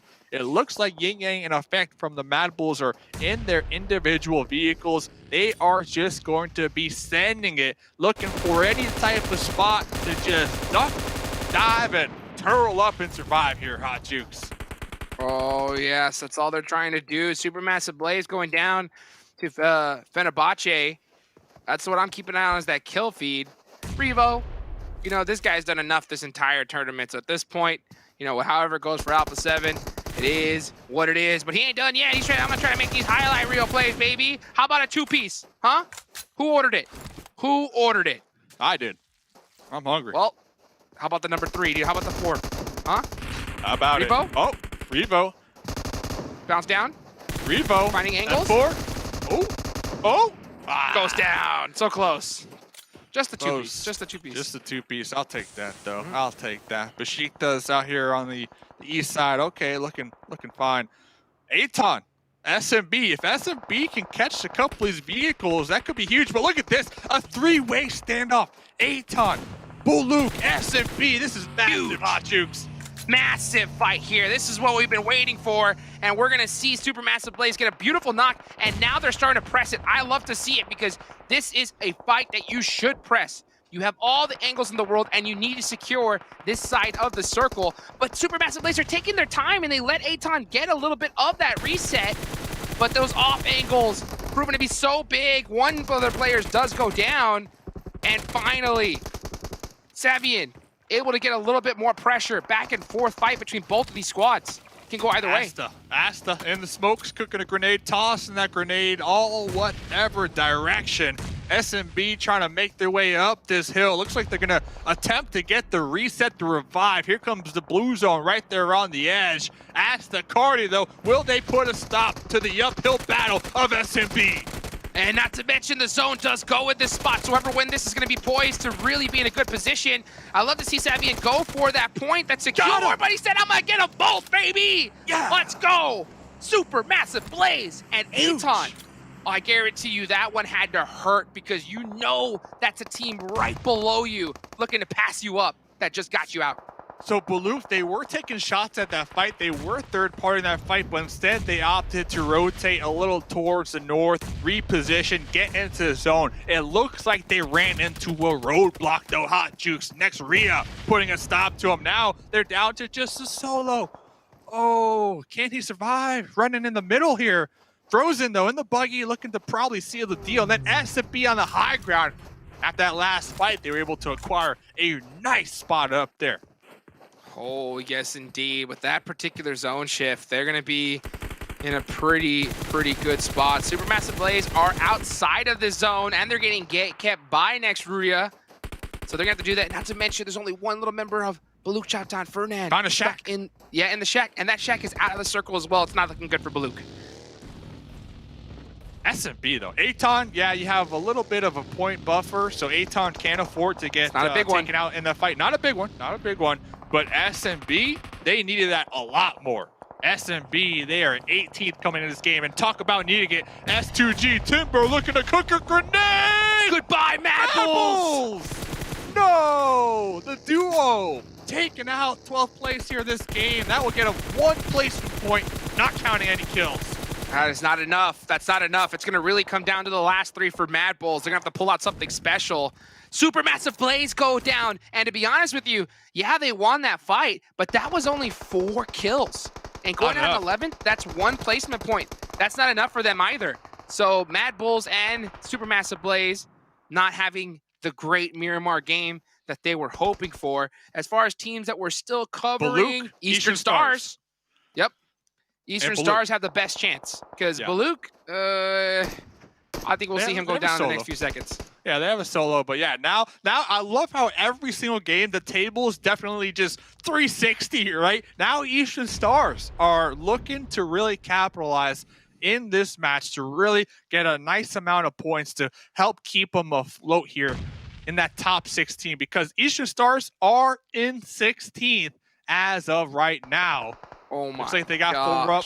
Looks like they got the zone up there to the north. Will the next circle favor them? No, it will not. They will need to push across the terrain, and they're going to have to fight the Besiktas squad in order to do so. That's all my eyes are on. I'm only looking at one player from Baluk Chaptown. Whatever's happening on the screen, if it ain't those teams, I don't even want to care about it because I want to look at how these guys do right here because it is so huge, so important for these teams to make it into that top 16. trying to keep their tournament hopes alive here. You know, and as so far, there's still that member of Baluk Chaptan that is up. I can't really see on the screen exactly where he is, but I'm sure he's just creeping and crawling, trying to get into that circle. And Baluk only 1 elim point too, so they don't want to get taken out here. 9th place will get them 1 point. That's not enough. If you are, yeah, not enough at all. So, oh, looks like Bozzy got knocked from Eastern Stars. That's a big fight. Hopefully we can get eyes on that coming up here. Fernand still alive there in that corner. Look at him. There we go. We can see him. Let's go. Oh, and now we got eyes. There it is. Keeping an eye on him, creeping and crawling. Moving Juke, up tell into me, the tell circle. me the pressure. You're solo. Oh so my much gosh. riding on the line. Oh, he doesn't want to take that point. It's a free point. Look at him. It's a free point, and he didn't even want to take it because he knew he didn't want to give away his position. And now he's got to go for these two. Yeah, 100%. Well played there from Fernand. The trigger discipline to wait to the last second to secure at least those 2 points was massive. So Baluk Chaptan does go down, but he does take at least 2 points with him. Not a particularly bad play. I love to see it. Yeah, they got a total of 3 elim points, not counting placement points. So I like that they were able to wait and kind of bait out that player that was down there. Now all eyes on Eastern Stars up there towards the north. Top 5 situation. They have 4 up, but they do have the low ground with footballers overlooking them. And we continue to see in the kill feed, knock after knock onto the Eastern Stars. Footballers are definitely just playing spoiler to that team. Oh, what a horrible finish for them. The Eastern Stars just getting punished, and they really do need to put those points up. It does look like they are going to still stay alive a little bit longer. S2G goes down. I would love to see that Eastern Stars, and they're up. Okay, Octavian on the other angle there. Still alive for them. Gonna be hugging the edge of that circle. And it looks like we're gonna see another snake play come out from one of these bottom teams. Snake it to make it. Snake it to make it. And Rom from Footballist, totally just destroying the dreams right there for a Eastern Stars winner chicken dinner. But we're down to just 3 teams. So even if they get taken out right here, that's 10 placement points. Huge. Huge. Sun HP, Lasso alive. If they can catch Sun HP, if Octavian can take out Sun HP, a 2nd place will be 12 points. This is big for Eastern Stars because they were up on top, you know, pretty close being in a pretty good position there. So, you know, Eastern Stars, if they're able to really get this one in the bag, that's going to be huge because they were in 16th place, Dave. They're in 16th place right now before the start of this match. And with this performance, especially seeing Mad Bulls, 2nd place, SMB, go out early, we're going to see them push up big time. And 2nd place is what he's accomplished so far. Lutz, push it up hard. And they know exactly where he is. He sees him. He gets up and down. Going to get some suppressive fire from the rest of his teammates. And I think footballers are just going to wait. Yep. Lutz should just sit back, relax, wait for his teammates to come help him out. Yeah, Octavian realizes it. Any mollies? I don't know. Octavian, wasn't able to get the confirm though. Wasn't able to get the confirm. Either way, Eastern Stars coming into this match 16th place overall. They got at least 12 placement points. Great game for Eastern Stars, playing that one nice and slow. Unfortunate for them, they kind of got pinched up there towards the north from Footballist, who Footballist at the end of the day winning that game, winning that Miramar match. Aton, I believe I counted 4 elim points. SMB, 4 elim points. Mad Bulls, I think Mad Bulls only had 1 elim point. I forgot which placement they got taken out that game. But Mad Bulls, they came into this match 17th overall, Hot Jukes. Not the game they were looking for, especially after last game's performance. Not at all. Not at all. If you're Eastern Stars, you are so stoked right there because that's a big one. And the problem, I'm going to keep on stressing it, is these last 3 games coming up. So unpredictable. We're already seeing a difference in play style, right? In the first match in Erangel, we see 60 players alive at the end of circle number 5. In the last game, we saw like 30. Half the lobby was already gone at that point. So that eliminates these bottom teams from getting kill points. Not to mention, the top teams are playing 10 times more aggressive. So you're having to just deal with all that chaos and navigate through it. Who's got the best binoculars, Dave. That's going to be the question, right? Who can spot them? Say, oh, that's where we're going to go, guys. Let's go right over there. It's clear. You know, let's get it done. Hey, are you looking at me? Because I'm looking at you, Hot Cheeks. Hey, let's go. Snake it to make it. I think if you're one of these bottom teams and you lose 3, just find a bush, honestly. Find a Dave's top 10 bush and hide in that bad boy. Cross your fingers and hope that the zones favor you. Now, Black Dragons, man, we keep talking about them because every single game just sliding, slipping, sliding down the overall leaderboards. Now, I do believe since Mad Bulls and SMB didn't necessarily get the best placement points this game, Black Dragons should still be up there. But honestly, eyes have to be on those two teams. With 3 more games to go, they can definitely overtake them. But you made a great point. I think only one of these teams are going to qualify over the Black Dragons, right? So it's going to be back and forth, Hot Jukes. 3 more games, it might come down to 1 point, dude. It just might be the case. Hey, you know what, Dave? You said that the cutoff was going to be around 200 points, right? Yeah, that's 200 points. I'm going to officially say it here live that I'm going to give you a point range, right? It's going to be within these 2 points. It's going to be between 187 points and 186 points. One of those 2. Oh, not 200. Okay. Nope. So, okay, hey, I'll take it. I'll take it. Jukes. All day, man. What a tournament, though. Hey, thanks for casting with me. I had a great time. We're going to have 3 other casters, Necro, Highland, Wolf, coming up next to close the league stage. But thanks, everybody, for watching. Of course, there's still 3 more games to go. But any final closing statements from you, Hot Jukes? Man, I had an absolute blast, you know, just casting, seeing all these players. I think that this is by far the best we've ever seen the West. Literally, we're seeing these teams ascend their play level, and I can't wait to see the next stages coming up, and I can't wait to see who's going to make it. Hey, shout out to everybody watching. 3 more games to go. SMB, Mad Bulls, Boo Luke, who is going to qualify? I can't wait to see. Let's head over to Destiny, see their thoughts on this last game, as me and Dukes, we're going to be with our binoculars just watching. Yes, sir.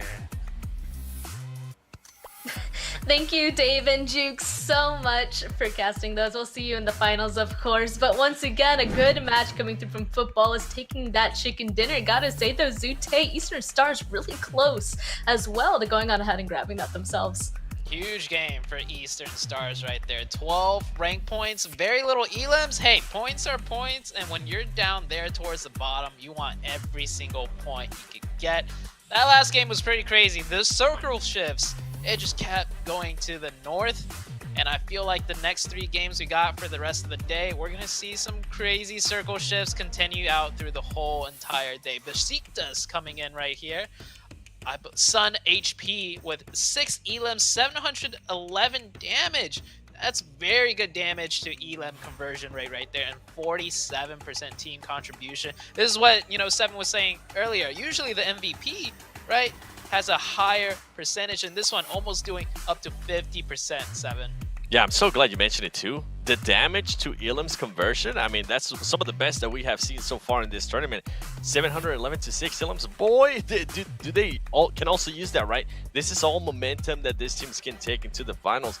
And going back to Eastern Stars, I mean, for them to be able to bounce back after that awful Erangel match that they had to start off today, this is good for them, kind of break up the energy or whatever might have happened there between them. But let's look at 15. Eastern Stars actually passes Blue Chapter now with 196 points. Blue Chapter 194. And I see why Hot Jukes was saying that marker of 186 points. I see you, Jukes. I see you. Now, another thing that I do kind of want to mention, and just a quick little rant here. Exit. I seen that you guys are changing players. Please. You guys are full of potential. You guys have shown us what you're able to do in North America. Don't go too crazy here, boys. This is just a tournament. It could have been just a bad tournament. Go back to the drawing table and keep on improving your skills, because you guys have definitely showed it. I mean, you're here for a reason too. But overall, I mean, I'm loving these matches. I'm loving this crazy circles, man. I'm loving it too. Oh my goodness, all these guys with huge potential going into this next Erangel match, especially after our first one, kind of expecting once again a pretty insane circle. That's the best in my opinion, because then you really get to see all these teams' true potential, their macro play, even their micro play really shine. And also a reminder, you guys can go ahead and get something that shines yourself, some shiny loots from a treasure box. Of course, it already started, ends December 21st. All you have to do is get a token from watching live on YouTube in the in-game esports center or through our social media events to get the token and redeem it in that esports center. Get all this sweet skins. Also, the second stage will start next week on the 22nd, so please stay tuned. A lot more surprises are yet to come, as you guys can see there up on that screen, including some special rewards. So talking about special rewards though, oh my goodness, it's still a race to try and get to the top 16, and it's getting closer and closer. I don't know, we just saw Balut Chopton jump on ahead, and then even this last match, Eastern Stars jump on ahead. You still have a couple more matches left to go, 3 whole matches. Arguably, all of the teams towards the bottom could go on ahead and get their next chicken dinner as well. Like, this is not over yet by far, ZT. No, not at all. And I'm loving how there's at least one team at the very bottom that have a good game each game. The first game, we had like 3 teams, and that really, shook things up. And this second game, Miramar, a bit more hectic, but we did have, like we mentioned, Eastern Stars near the bottom having a good game. So if we keep this pattern continuing all the way up until the end, like, we could 100% say it's going to come down to the last match. For sure. No questions asked. But how many point difference is it going to come down to? Is it going to be that 1 point that Hotjukes predicted? I feel like there's a very good chance that we could come down to the very final elim, the very final point, the very final moment of the games, man. It'll just come down to who is the strongest in these last few matches. But also, once again, a question for you guys. Put it in the chat. Which team looks the strongest going into PMGC League Finals? It could be one of these teams we've been talking about, or it could be some of those teams up towards the top. Whatever you guys think, make sure to put it in the chat right now. Let us know your thoughts. We're keeping track. We're taking a look. But also, we will be right back with our third match for PMGC West Super Weekend in just a moment. So we'll see you guys back here in a bit. Dismantle like that, Na'Vi. Oh, that nade was quite close, but Matic still able to get there. Oh my god. Some type of consistent points. Tron! 16, but Tron, talk about a team looking for.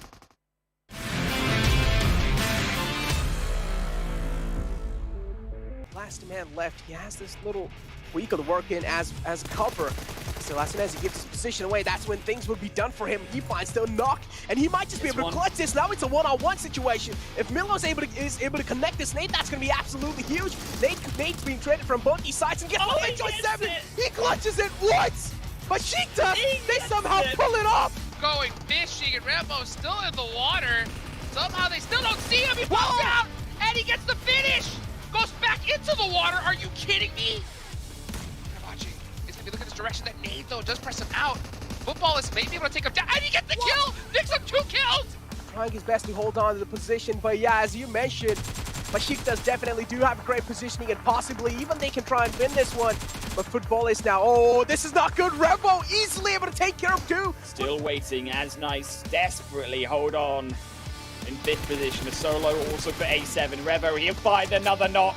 You know, any team like that, I think the goal is to obviously qualify for the last Super Weekend and just get some type of consistent points. Tron! 16, but Tron, talk about a team looking for. Oh no, Analysts, they're not going to be feeling good. Just watching just A7 getting dismantled like that, Na'Vi. Oh, that nade was quite close, but Matic still able to get there. Oh my god, what was that? That's a heroic entry from the side of Matic. Like you mentioned, the blue zone going to be applying pressure. Alucard making that U-turn, popping out with the DP, but immediately taken down. Immediately, Matic! Let's go, baby! Which busting out the full action with the quick snipe and finishes goes! Matic's insane! He's on fire!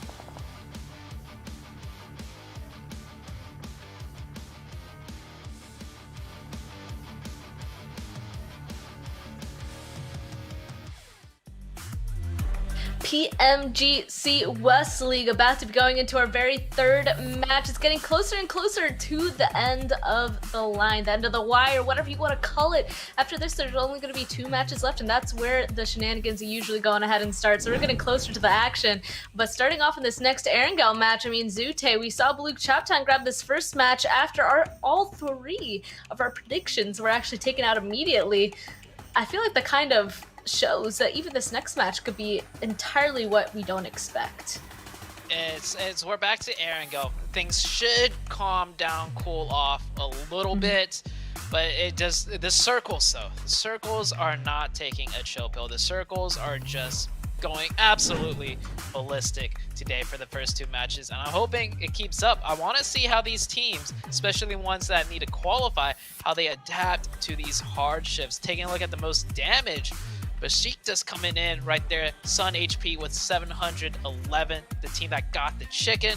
Rom with 531, and Supermassive Blaze also popping up on there. So I think that's really good for Supermassive Blaze because they really need any momentum they could get, any type of win they could get would be really good for them because they're right now in that 18th place spot. Oh man, at this point, you know, it's kind of Baluk Chaptan went on ahead and did something really well. Eastern Stars as well went on ahead and grabbed something well. At this point, there's 2 teams left that really need to go on ahead and show up at this point. Maybe they once again have to shine off their beautiful 1+9 or 9 Pro. You guys know the drill because with flagship performance and an immersive 120Hz display and hypertouch technology made specifically for gamers, the 1+9 and 9 Pro are your best shot to climb the leaderboard. And I'm actually just going to roll that straight on into predictions. My prediction is specifically because Blue Chaptan, I already said it, both them Eastern Stars, they already did really well. Up next, there's 2 teams that are due to, and one of them, Supermassive Blaze. So that's who I'm going with. The other would, of course, be Mad Bulls. But Supermassive Blaze, once again, kind of doing really well in this last match as well. It's due for them to go ahead and get even higher. At least the top 3. I believe in them. How about you, Zoo? I'm going to actually pick a team that is really good. And it's more so I'm picking this team based on that question that was asked earlier in the break, right? The question was, which team do you think is the strongest going into the finals? Something I want to touch on, Besiktas, that's my pick. Right now, they're not in the top 5 overall, but I think something that a lot of people might be forgetting, by the way, and this is more of a setup for going into the finals, it's that Besiktas missed a day, and they're still, or they didn't miss a day, they missed a week, they missed 15 games. And they're way up there in the overall standing. So I feel like Besiktas is that kind of that team that people need to pay attention more to, and kind of a little bit of an underdog with a lot of potential, especially heading into the finals.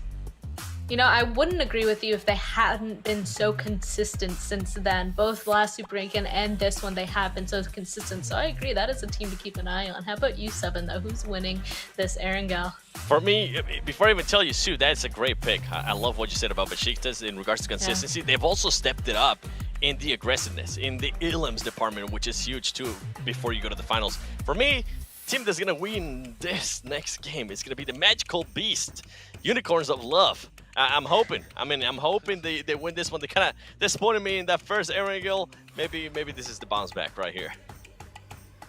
Bounce back. You know, what ended up going wrong? What do they have to do differently? I mean, all 3 of our teams already said it. Ended up kind of being taken out in 16th, 15th, 14th. What kind of was the difference? Was it really that zone? Were we expecting something crazy like that again? Oh, it was definitely I think it was the zone. It was a zone. We haven't had a zone up in that Northwest, I think, at all. This whole entire Super Weekend, I don't think we've seen a zone up in that Northwest, so kind of threw things into a loop. But it got all the teams that needed the points. They all really did well, so that's interesting to know. Maybe the bottom teams thrive off the unpredictability, off the chaos.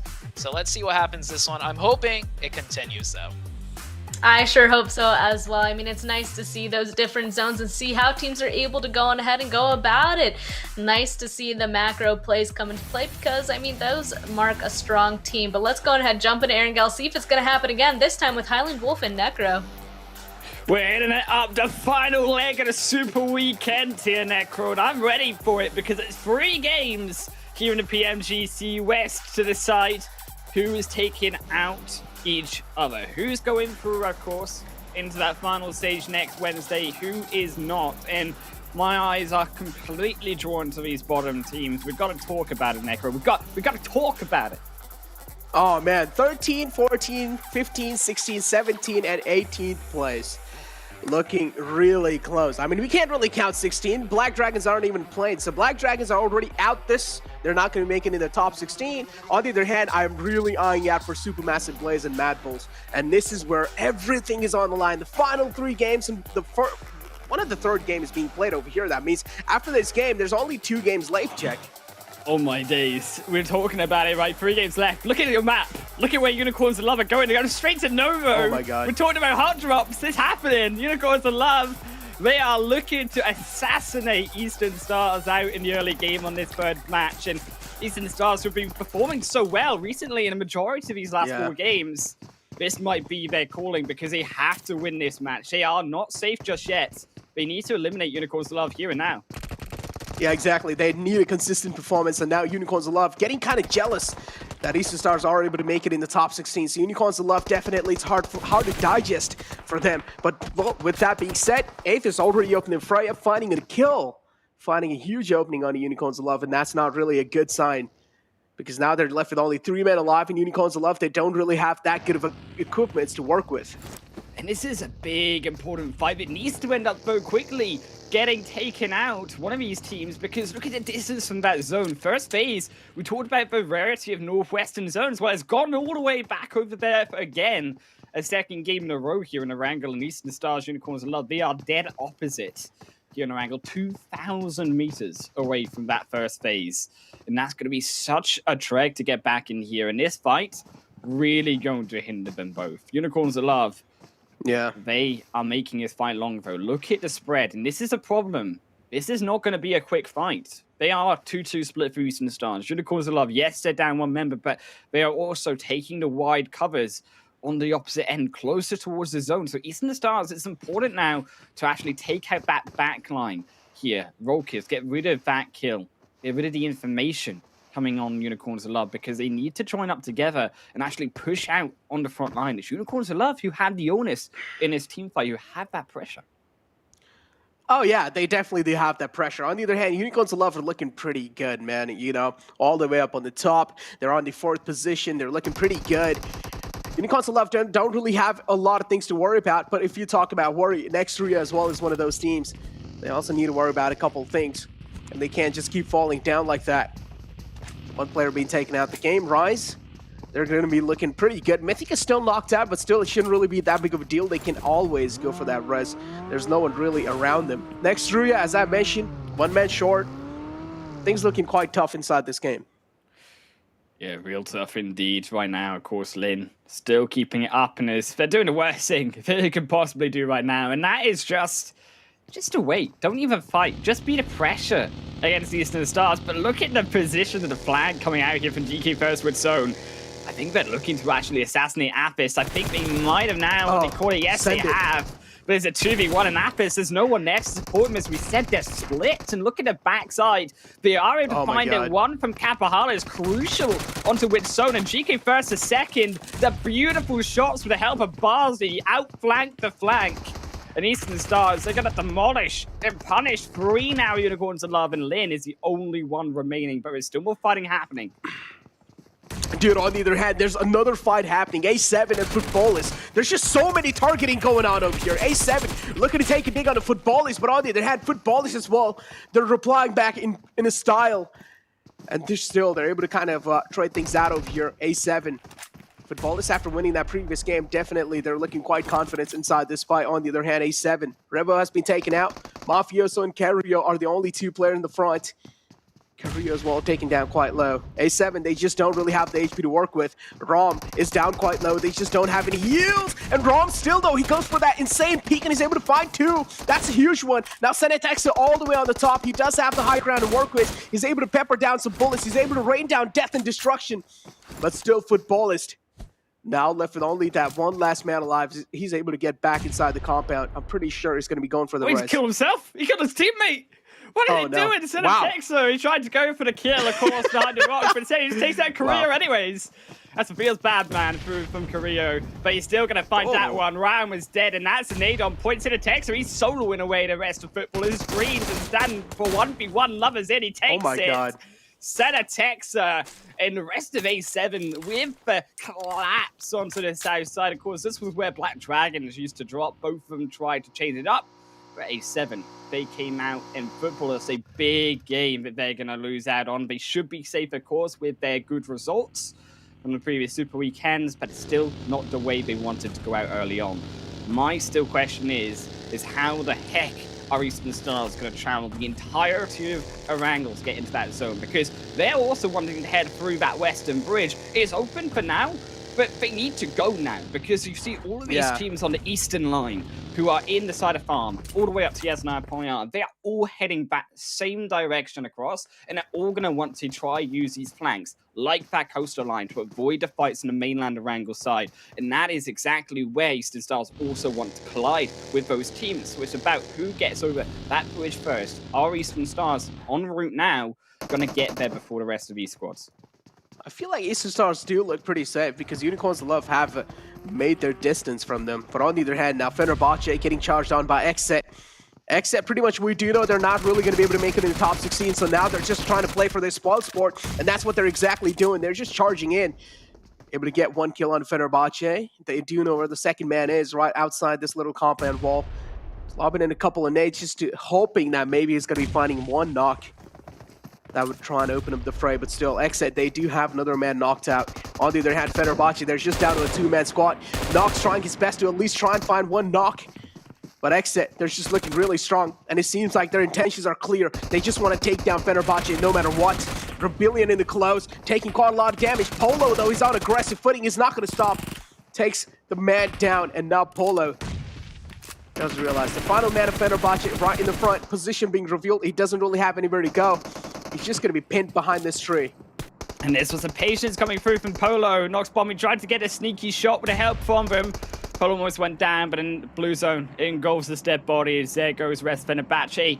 Revenge served hot on a silver platter for Xset in this third match. It's only going to be a couple pity points, unfortunately, as we said. They don't have the ability now to be able to qualify, but for teams like this, right, Supermassive Blaze also needing to find that qualification space, they have not been performing this third Super Weekend, and that's the big factor today. They need to be able to change it up under the highest pressure that they now face in these final 3 games, because the pressure so far the Super Weekend, I think it's been getting to them. Supermassive Blaze, they were in a comfortable position coming in onto this Super Weekend. They were about in the middle of the table, but they have dropped significantly and are under threat, of course, being eliminated. Now, this is what I really like about Bullock and Eastern Stars, right? They did realize it's just the final 2 days left, so they did decide to kind of step it up on the final 2 days, and Bullock as well having one of the most consistent performance next to Eastern Stars. They're able to at least get their mark in the top 16, right? Slowly and steadily, they're getting there. Game by game, they're getting there, and it's like they just seem unstoppable up till now. All they need to do is just snake it till you make it. Yeah, it was actually those extra 50 points from those final 2 games yesterday coming through from Eastern Stars. We're the best out of what made Eastern Stars the ability now to be able to challenge that 16th position, because they've only gained 82 points coming in onto today on these games. Yes, they also had a big third placement in the last match. Next Roy will fall down, and that's going to be a casualty there to the hands of PK. It's nice we'll confirm that, but to head back to my points for Eastern Stars, right, you're heading in a position now where Eastern Stars, they've got themselves with those extra 50 points, the chance, but we still need to continue being good. We still need to see potentially another 30 or so points coming through from Eastern Stars to be able to call them safe and to say that they qualified through by the end of the day. And that's something that is also being echoed by the likes of Blue Chabtan, another one of these teams, as we talked about, who have been funding so far 2 chicken dinners in the Super Weekend, both in Erangel so far, and then also doubling up in the consistency of kills and placement points they've been getting. The pressure, although it has been tough for some, and although some are slipping, we have seen that pressure be paying out in dividends when it comes to making these players stand up and recognize that they have to go now, whether it is their playstyle or not. Whatever works on the battlefield is all fair game. Oh, we do know, man. The latter half of the board is looking really close. Teams that are right below 14th place, things are so close, man. And I'm pretty sure each and every single team wants to get that, at least that 16th place. Because we do know Black Dragons is out the equation now. And this game is so important for teams that are all the way in the bottom, right? That are on like 17th and 18th place. So they do want to make sure they're at least able to rack up a couple of placement points before they get taken out. So they just want to get that consistency factor inside the game. And if they're able to do so, maybe they're going to be getting on the top 16. But again, as you mentioned, just getting in top 16 isn't going to cut it because, again, your position can be compromised by some of their team. So you always need to have that consistency factor going in, and you need to make sure that you're able to rack up at least a decent amount of points in every single game. You know what's sad about it, though, is when you count out all of the teams, right, in that below 16th position. Okay, so they're not there, 20th position. Except they're looking in 19th. Black Dragons are going to be 18th. When we look at the overall standings by the end of the day, ideally. And then now, who's going to be that 17th team? Who's going to be the one team in the rest of this lobby that's not going to make that finals next week? That's the sad truth about this final 3 games. So there's only going to be one more team that can't make it. And when you look at how volatile the standings have been, I think we're going to come down to the final match. Realistically, it's going to be down to a couple of these points, a couple of these teams to decipher who that answer will be. Because right now, as we said, it is so close in between the standings. And you are looking at the likes of Blue Chap Town, Mad Bulls, Eastern Stars, Supermassive Blaze, these 4 teams who are all in danger of falling out, and particularly now finding that risk of kills. Teams like Eastern Stars, these couple of extra points onto like Unicorns a lot, if they can surface and climb up, as we said, to that pressure of teams dropping onto them minute 1, that's the extra points that are going to bring them over the edge, and those other teams who have been sitting quiet. Look at the circle now. That's a tough zone. Yeah. I mean, when you're looking at it, that river coming straight down the middle. Yeah, I think Besiktas strike lucky because that river, right, is going to just separate so many of those teams, everyone, but those 14 teams. But Besiktas is on the south side. So Besiktas, if they can secure a good position now, are going to look so dicey to try fight across that riverside. I want to try to even control that river and try to control that wizard tower. That would be where, if I was Besiktas, to look for. But what's going on over here? H2G is just trying to take a couple of shots. Making that quick rotation inside the zone. They do realize it's a do or die moment. You either try and get inside the zone as quick as possible, or if you get any more late than this, the circle is just going to be filled with a lot of teams. So S2G just trying to book it inside the zone. Mad Bulls are just spotting so many teams trying to make it in there as well. They do realize the bridge is kind of like a little choke point over here. But still, as you mentioned, the circle's keeping that mysterious aura. You don't know if the next circle is going to be shifting up north or it's going down south. S2G able to take one man down from Nextria, and that's going to be sealing the deal on to Nextria on the 14th place.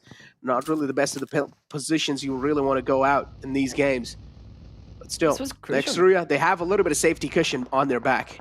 It was crucial, actually, for S2G, even though they lose out one member, they're able to actually take that position that we just talked about, that wizard tower side, the entrance across that main bridge at a Georgia pole and into the north side of it. That's where we're really looking at as the string. Now, Besiktas are taking out that house compound also just towards the eastern side of S2G. That's also going to be Besiktas still finding a great position inside of this zone. The problem is now, who's going to risk it on this crates? Because I actually think the crates aren't the best idea to go to. There's still actually that more western bridge. Keep in mind, the zone is still inside of where A7 are, that West Georgia Pole Bridge. There's a secondary location to get across to the northern side. And that's, I think, what teams are missing out on. I think that actually Eastern Stars are playing a great game where they realize that that is still a part of the zone, and he can still manipulate wherever the zone goes, north or south.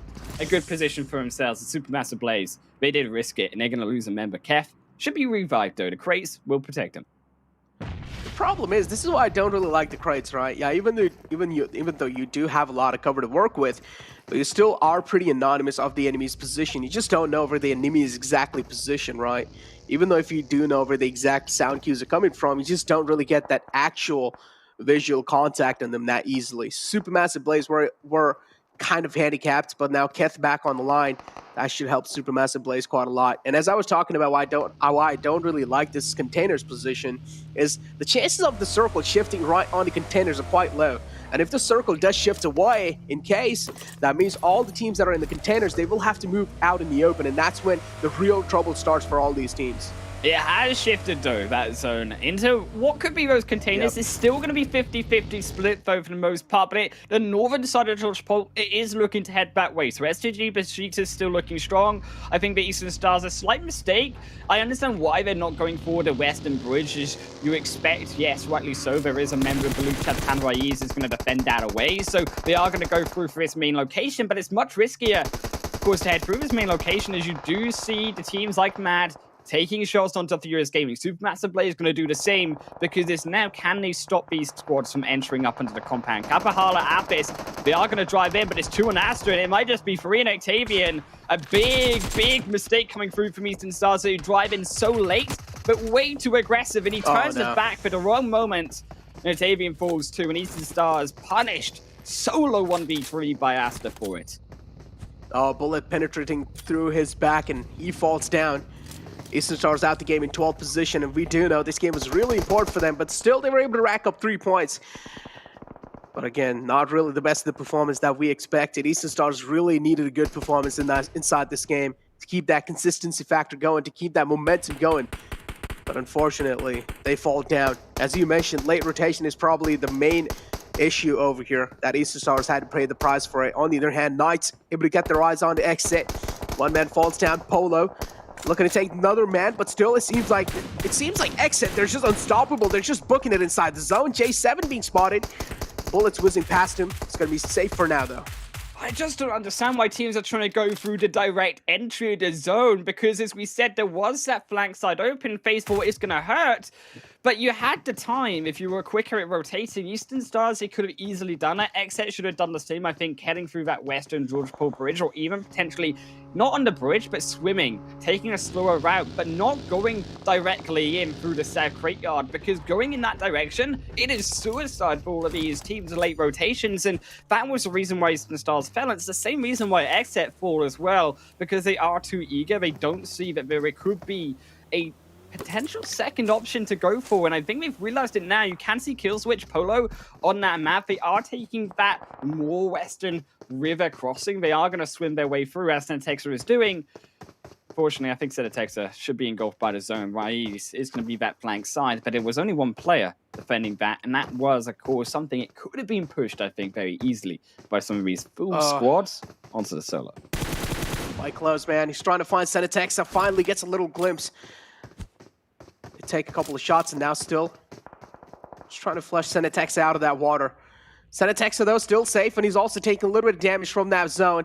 And finally, Ilion Kid puts the final nail in the coffin for A7. A7 taking out the game. Still, those are one of those teams that they don't really need to worry about these. But on the other hand, you have teams like Mad Bulls, Bullock Chaptan coming in. This is what is really important for them, including Aton. Aton as well able to survive with all four men alive inside this game. That's going to be helping them out quite a lot in the overall rankings. Mad Bulls doing pretty great up till now. If you talk about manpower, these teams do have it. Bullock Chaptan as well, the same thing. All these bottom teams, they do realize the pressure, and they're able to perform inside this pressure. This zone, no Necro. The zone. Oh, it's so it's bad. Disgusting. It's so bad for these teams. S2G, yes, you strike lucky. But where do you go? If you're a team on that south side, it's all about trying to get across there. I think for teams like Supermassive Blaze, Atom Mad Bulls, they all have to be patient. They have to wait on who's going to make that move first. It is going to be Aton who go directly for that crossing onto the river. There is an advantage if you can get across that riverside, then it is going to be great for you. You can then sneak away onto S2G, but you still S2G to contend with. But the Sheeters, they might just be the next to fall. Yes, they will. Balut Chaptan, I don't even see what happened. It dropped so fast. They just got dropped one by one. Oh man, Bullock Chaptan now taking out the game. Furious Gaming right underneath the bridge. And Aton are right next to them. This might just be free kills gifted over to Furious Gaming if they're able to have a little bit of land cover for themselves. But no, it seems like Furious Gaming instead, they're taking a little bit of damage onto them. Supermassive Blaze and Mad Bulls are about to fight in no time. Opening being found from Savian on Yin Yang. That's a huge one, at least to buy some time off. Mad Bulls So again, shouldn't really be that big of a problem. But again, if you talk about the wall of death, it's moving in quite quick. And Mad Bulls will need to beat the timing as quick as possible. Supermassive Blaze in the front. They will need to try and at least crack open the defense. But Supermassive Blaze, it seems like they're on a back foot. So trying to give a little bit of room to Mad Bulls to work with, and I don't really know what the game plan's over here. They needed to stop them though on this crossing, but Supermassive Blaze, as you said, they started to step back. They're trying to play for position inside of the zone. They're relying on the blue zone, catching up with Mad Bulls. It is getting towards them, but Mad are making an extreme push into the faces of Supermassive Blaze, and Molly directly on one should try to split them and found Savian. In effect, he can't run by death as Savian will clean them through. Entering onto the compound, but they found even one more as the crate inside might just be Savian's grave, and it will confirm it there. The extra kill point going through. But it's all chaos right now as Kef on the backside. Now Crucera looking to punish him on the out. Oh, here we go. Crucera does realize the man went on the right side, and now he's getting charged on, position revealed, and now Mad Bulls, they're quite hungry, and they're quite mad because Supermassive Blaze are able to take them down one by one. Kef does realize there's only one last man alive, but guess what? Yin Yang coming in clutch for his team, and he will also get the rest back upon the fallen man. Mad Bull somehow able to make it alive inside this game this late. Agori will be back upon his feet, but on the other hand, there's just so many bullets being fired. It's a complete chaos. This is huge for Mad Bulls, though, and they've got to pray for that sudden shift back in towards them. But on the river front, it's all do or die. As right now, XSET are trying to fend their position off. They used to control. As Aton as well did dive on into the water side, as Knights as well. Going to be the third. Furious Gaming a fourth, and it is about controlling this edge of the water. But that zone, it went up to the north, all of me to make the crossing. Knights, we will be able to make that a reality. But now for the rest of those teams, Atom, XSET, Mad Bulls, how are they going to cross? I think this might be the end of the road for them, or the end of the road in terms of the river for them, because there isn't any road left. As you mentioned, yeah, Aton still trying to cross over. Utilizing those smokes as well to try and block off enemy vision, but still that's not going to be enough. Furious Gaming spotting the man out from XSET. Oh, quite lucky though. Didn't really catch any bullets. Missing quite a lot of shots. Poppy is not going to be happy about that one. Rise now looking to take over the compound of H2G. H2G having the prime positioning inside the zone, right in the smack center, and Rise are quite jealous of that. And look at this, nade quite close, but still able to make it back in the nick of time. And while that nade finally blows up, and Nunes is the man who gets caught in that explosion. And now Rise looking to inflict pain on the H2G. Timber goes down, but Rise seems like there's just an unstoppable force of nature. They're pushing inside, and they want the man of H2G dead. Silence Pew is taken down quite low. It's the final man as well, and Rise just like that, easily able to take him out. They couldn't control the center of zone. It went towards them. Rise obliterated them with the nades. And as you said, force of nature just blowing the faces off of S2G with the 100-mile-per-hour gales of those nades. As Aton will live to see only game 4 as XSET send them packing there. Polo still alive in a 9-kill game for XSET. A huge series of kills. I almost wish I could have seen it earlier. This is an XSET that I wanted to look for, but Blue Chap Town also, they need these points, and they're rising against the first, of rising against Rise. Oh, here we go. It's time for second wave now, Rise. You better be ready for this one. The defense is starting to crumble a little bit for Rise. The men are down quite low. They need to patch himself back up.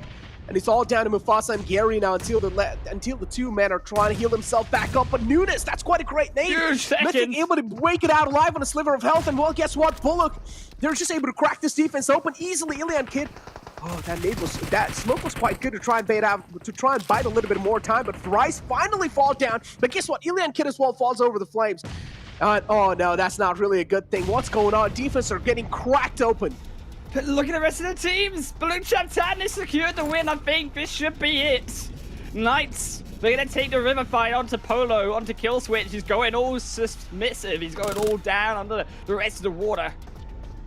And he is a submarine, but I think Xenox, he's been spotted. He's trying his best. He's trying his best to find the shots onto Kill Switch. He shouldn't be able to find them both. Maybe he does.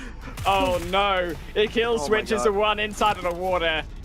He is still alive, but for both on no HP and Kill Switch, he cannot find a position in that molly. Is it enough? Barely.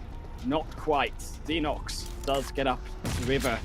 Now into the fray of Blue Chap Tan though. There's a nade. City is coming down, baby, and Blue Chap Tan, they're looking.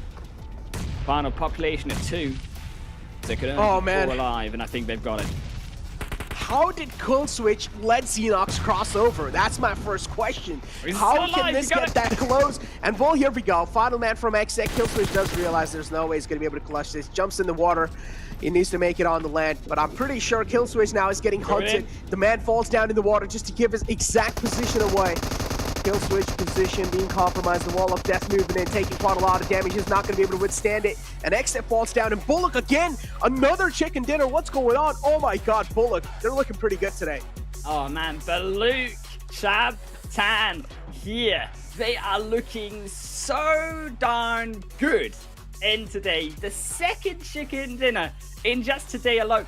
I honestly think that now coming in onto these final 2 games, they've been able to qualify off of that result. That was the type of star-studded result that we were looking for, Necro.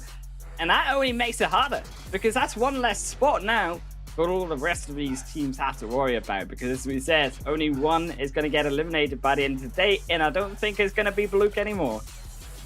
Yep, I don't think so that as well, because Bullock winning 2 games today, man, that's absolutely massive, and they really needed this. And we've been talking about how Bullock is really good working under the pressure, and this is a prime example of that.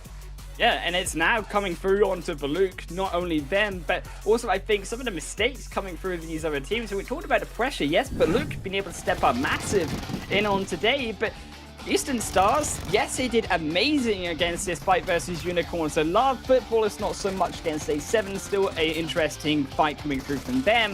But the fact that they couldn't convert that series of kills from Unicorns to Love in onto that, I think quite frankly, easier way in onto the northern side of Georgia Pole and into what could have been a great game for Eastern Stars, and also them qualifying was a big letdown from them. I think XZ as well made that mistake of also entering in through, but I like that XZ also adapted. They went instead to go for the river, as we said, that more western side was open, and as a result, still, it was XZ that with that extra information was able to be decisive in that change of plan and then get that second position, get those 10 kills in that game. And it was, despite XZ being, yes, eliminated from contention, still a massive game from them.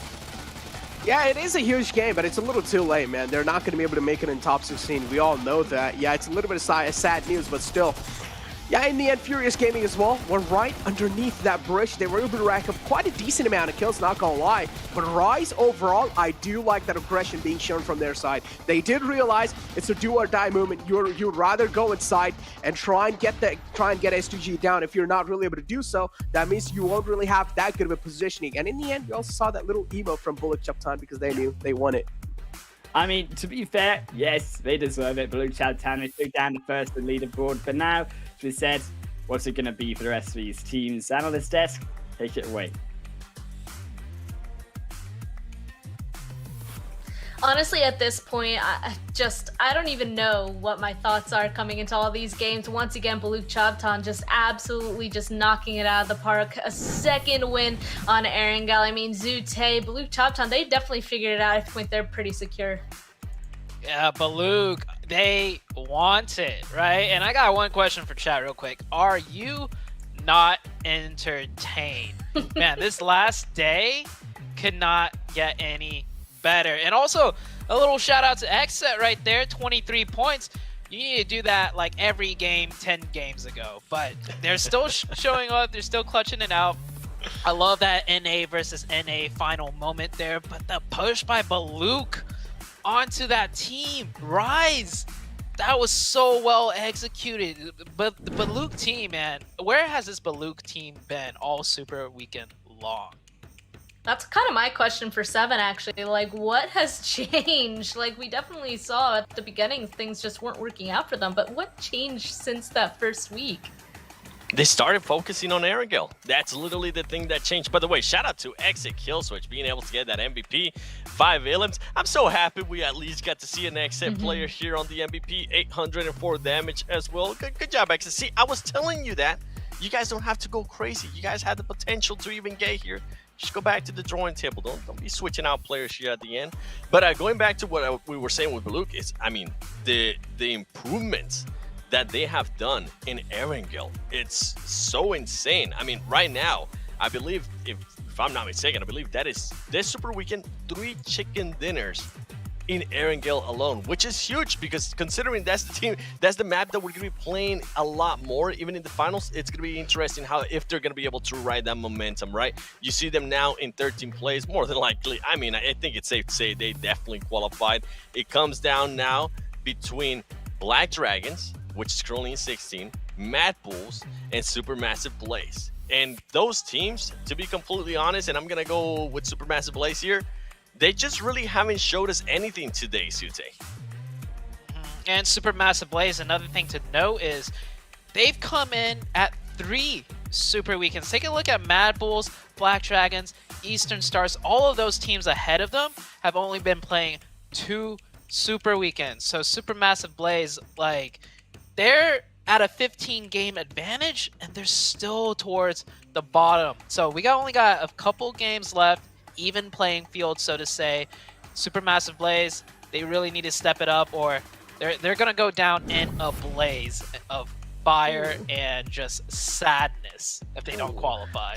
Oh man, well, Mad Bulls are only 3 points away from catching up to Black Dragons in that 16th place spot, and Supermassive Blaze is only 6 points away with 2 matches left. I mean, that should be doable, but obviously there's not enough space for 2, so that's a little bit concerning in terms of who's going to go on ahead and grab that 16th spot. I feel like that's definitely what we're just waiting for at this point, and you're right, we haven't really seen much from them these first couple of matches, so they have 2 more chances to really bring it back. You guys as well watching can go on ahead and get involved by getting yourself some treasure boxes. It's already started on December 21st is when this first stage is going to end. Get a PMGC token by watching live on YouTube in the in-game esports center or through our social media, and go on ahead and redeem it to get the sweet loot. The second stage of this treasure box hunt will be starting next week on the 22nd, and it'll end on the January 13th, so stay tuned and get these surprises that are yet to come.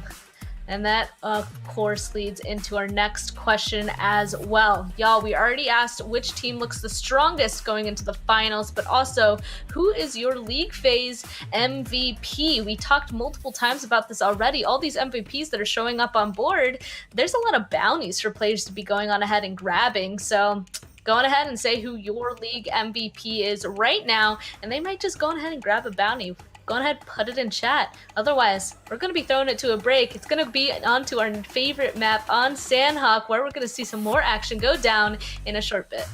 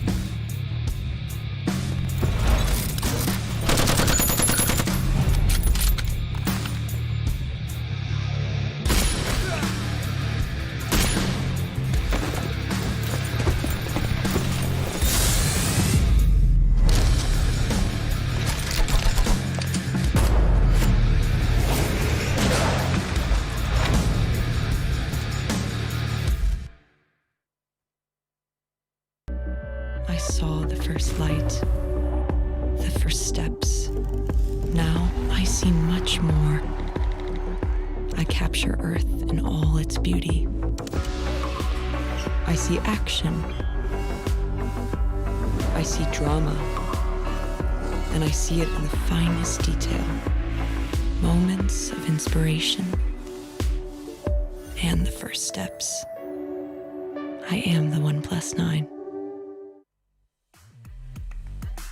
Bringing it back to PMGC West League, we're about to be jumping on into our Sanhok match. It's notable to say, though, that it is our second to last match. Only 2 more games stand between finals for these teams, and the top 16 are the only ones that are going to be able to make it. I mean, Sanhok, once again, we kept saying it's Brazilian teams that go on ahead and grab it, but even yesterday, a little bit of a shakeup. A7 actually going on ahead and taking the win. Zute, based off of that, I mean, can we really say who's going to win this one? It is Sanhok. I'm just gonna go by the stats, right? The numbers, which teams have showed up the most, and it is always the Brazilians. But so I think I'm predicting, something of that nature to happen. Another thing I want to throw out there though is the bottom of the leaderboards, right? Top 16. It is so extremely close, and with Sanhok being such a volatile map, I feel like we're gonna see more first aid or med strats out of these bottom teams than we have seen before. If anything, there's a chance that coming into today, they specifically might have came up with a strat for Sanhok to secure as many points as possible by means of med stratting. So we might see something interesting today for this Sanhok match. On the same token as well, 7, Sanhok being much smaller, obviously much easier to go on ahead and hot drop people. Sanhok also being smaller, usually the best map for multiple teams to be able to go on ahead and get aggressive and get kills. Do you think that could go on ahead and kind of contribute to these teams and their points? I think it can definitely help out teams like Supermassive Blaze, and I love what Sute was saying there. If they do decide to pretty much just do the health strategy, right? Just go for that. You will secure some placement points. But I think with Supermassive Blaze, if they do have the confidence right now, they will more than likely try to third party some of the fights going on. And that's pretty much the beauty of Sanhok, that there's just so much madness going on. If you put your team in a great position to third party another team, it's gonna trickle down to the points that you're gonna be able to get out of this map. Overall, I am gonna be looking at all of the teams, all of the Brazilian teams, all of those aggressive teams as well. Another team that kind of falls into that line is gonna be Besiktas, because they actually ended up winning yesterday's Sanhok with 14 elims. So it seems that aggressiveness does go to the favor of the winning team here in Sanhok. Maybe who knows? Maybe Supermassive Blaze decides not to health strat and just go super aggressive. We'll have to wait and see. I guess I'll lead though right into our predictions. I'm just gonna go first actually, because I chose not Supermassive Blaze this time. I gave them my last 2 predictions. This time I'm going with Mad Bulls, because again, it still is Supermassive Blaze and Mad Bulls still at the bottom of the leaderboard that really are gonna be duking it out for that 16th place spot. And I'm just gonna choose Mad this time because last Sanhok yesterday, they got in 4th place with 5 kills. So they can get up there in terms of placement points. Now they just need kills in there as well. How about you, Zoo? I'm going to go with Rise simply because they're in the first place team right now overall, and they're a Brazilian team. So Rise Esports, there you go for Sanhok. There you go. How about you, 7? Oh, what's that, Rico? Okay, I got it. Yeah, I'm gonna go with Alpha 7. Alpha 7 hasn't really shown up that much today. It's been kind of like a lackluster day, at least for Alpha 7. I would love to see a lot more out of them. And as Sute mentioned, Alpha 7 is also a Brazilian team. They are currently in 2nd place. We still got that little brother versus big brother thing going on between Alpha 7 and Rise Esports. So I'm looking to see for them to continue that rivalry. Definitely good choices. We love it when we see Alpha 7 and Rise go ahead and duke it out on each other as well. And I think we said this yesterday as well. I kind of want to see them take this fight on Sanhok. So I don't think we ended up getting that wish yesterday, but maybe today's the day we'll be able to see that. Neither of these teams, of course, grabbing the win the other day. Kind of want to see if they're going to kind of be able to bring it back and reaffirm their strength on this map today. One thing I'm looking at is Xset too. Xset had a really good game just now, right? Xset has been struggling all season long, but now they came off the back of a decent game. We know they're going to get contested by the Knights because the Knights are really pushing out there. I want to see if Xset can win a fight against the Knights again on this Sanhok map. I'm glad you brought that up because we're about to be jumping right into it, and that's going to be the first fight we see. So let's get into it. Sanhok, second to last match. Let's go, Wolf and Necro. Thank you very much, Span. We're heading up to our final Sanhok game at the Super Weekend and the League stage before the finals. And this is the do or die moment. Yes, I think we can talk about the Rises here. Of course, being in that first position, they've gained 165 points this Super Weekend. That's been amazing, but they're only part of the problem when it comes to this problem really being down in the bottom end of the leaderboard. 17th, 18th position, Necro. Mad Bulls, Supermassive Blaze. There's 3 points in between these 2 teams. I think it's down between these 2 squads who goes through, who doesn't. Because with that last game, Axon, Eastern Stars have kind of done enough. Oh yeah, that first zone is pretty tough. Now, these 2 teams, they've done enough. add on Eastern Stars, should I say. So we can qualify as long as they have some decent results. But it's all down, of course, who's going to be that extra one. And I think Mad Bulls, as we said, Supermassive Blaze, these are two teams that we're keeping an eye on because they are single-digit points away from qualifying and not qualifying.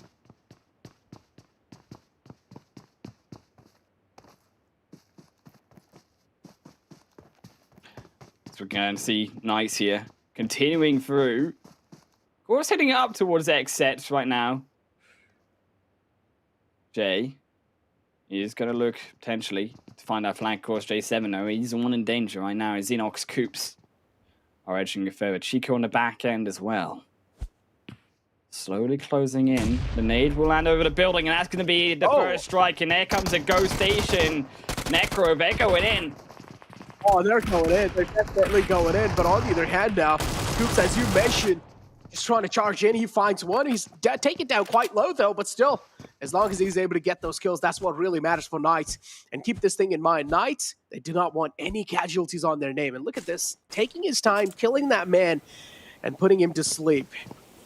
Is that what he's doing? Is he putting him to sleep? Is he putting the pillow under his head, and he's just wrapping a warm blanket over him? Yeah, I know. Coops is like that kind of guy, you know, who would take care of a fallen comrade. He sends him to sleep real nice. Yeah, he does. But on the other hand, now Supermassive Blaze as well on the move. This game is quite important. On 18th position, keep this in mind. One team from the bottom team or from the bottom four will only go up. Actually, just Mad Bulls and Supermassive Blaze. One team from these two can move up in the top 16. So this game is going to be quite important for both these teams. If both of them just don't perform well, that means Black Dragons will make it up in the top 16 and they will find themselves quite lucky. I'm pretty sure at this point in time, Black Dragons they're just praying to their gods at this point in time. They're just praying, please, Mad Bulls and Supermassive Blaze. No. I hope you guys not able to play good.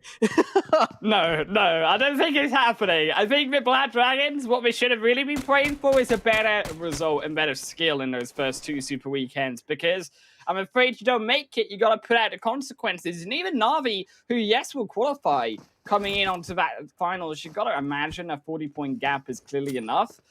But they're still not going to look pretty. They're still going to be in that 14th, 15th position. And it's all about making sure you have the pride of being as high up on that leaderboard as you can. Na'Vi, not the one we would have expected to be so low. But Unicorns of Love are going to put Furious Gaming even lower on this leaderboard too. Is Pappy Potro going to get taken out by Lin? And they're only looking for even more. Is yes, one man Dan Rolkis.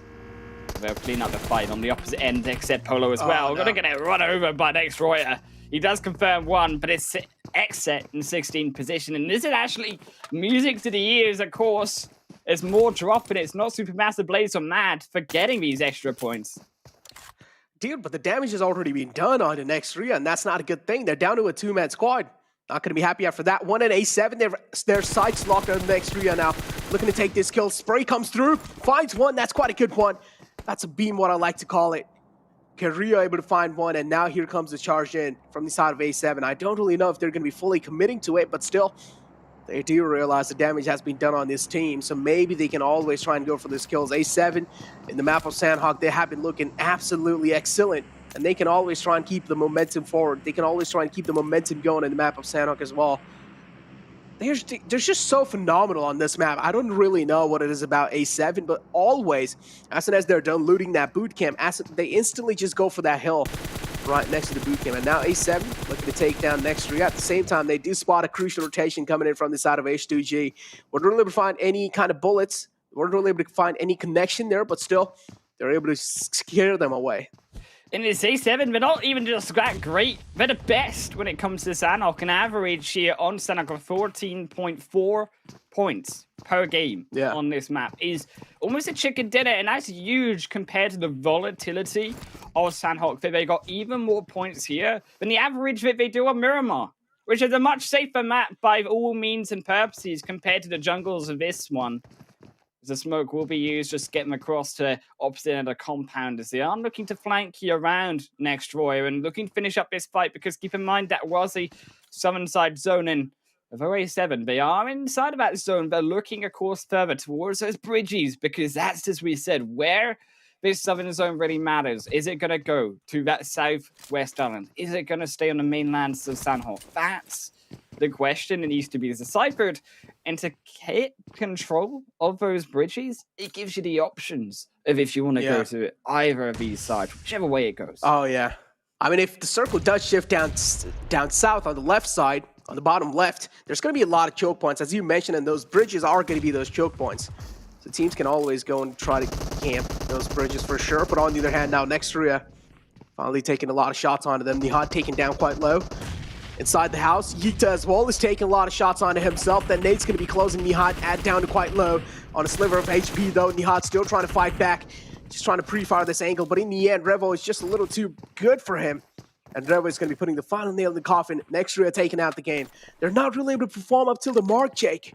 No, it's a beautiful nade though onto Nihat. It didn't take him out, but it took him so low they had to then use the first aid kit to be able to hick back up into full HP. And from there, he can't fire back. So A7, they utilized that few seconds that they had to be able to make the push. And it was just clean coming through from A7. And they secure, of course, that spot heading down from Quarry onto that riverside. S2G as well making their way over towards that riverside versus Knights. Painan, that could be the next fight that could happen as we do start to get towards the lull period of this first phase as teams do begin to close their way in across to this outer ring of the first phase zone itself, and first phase does start to close further through.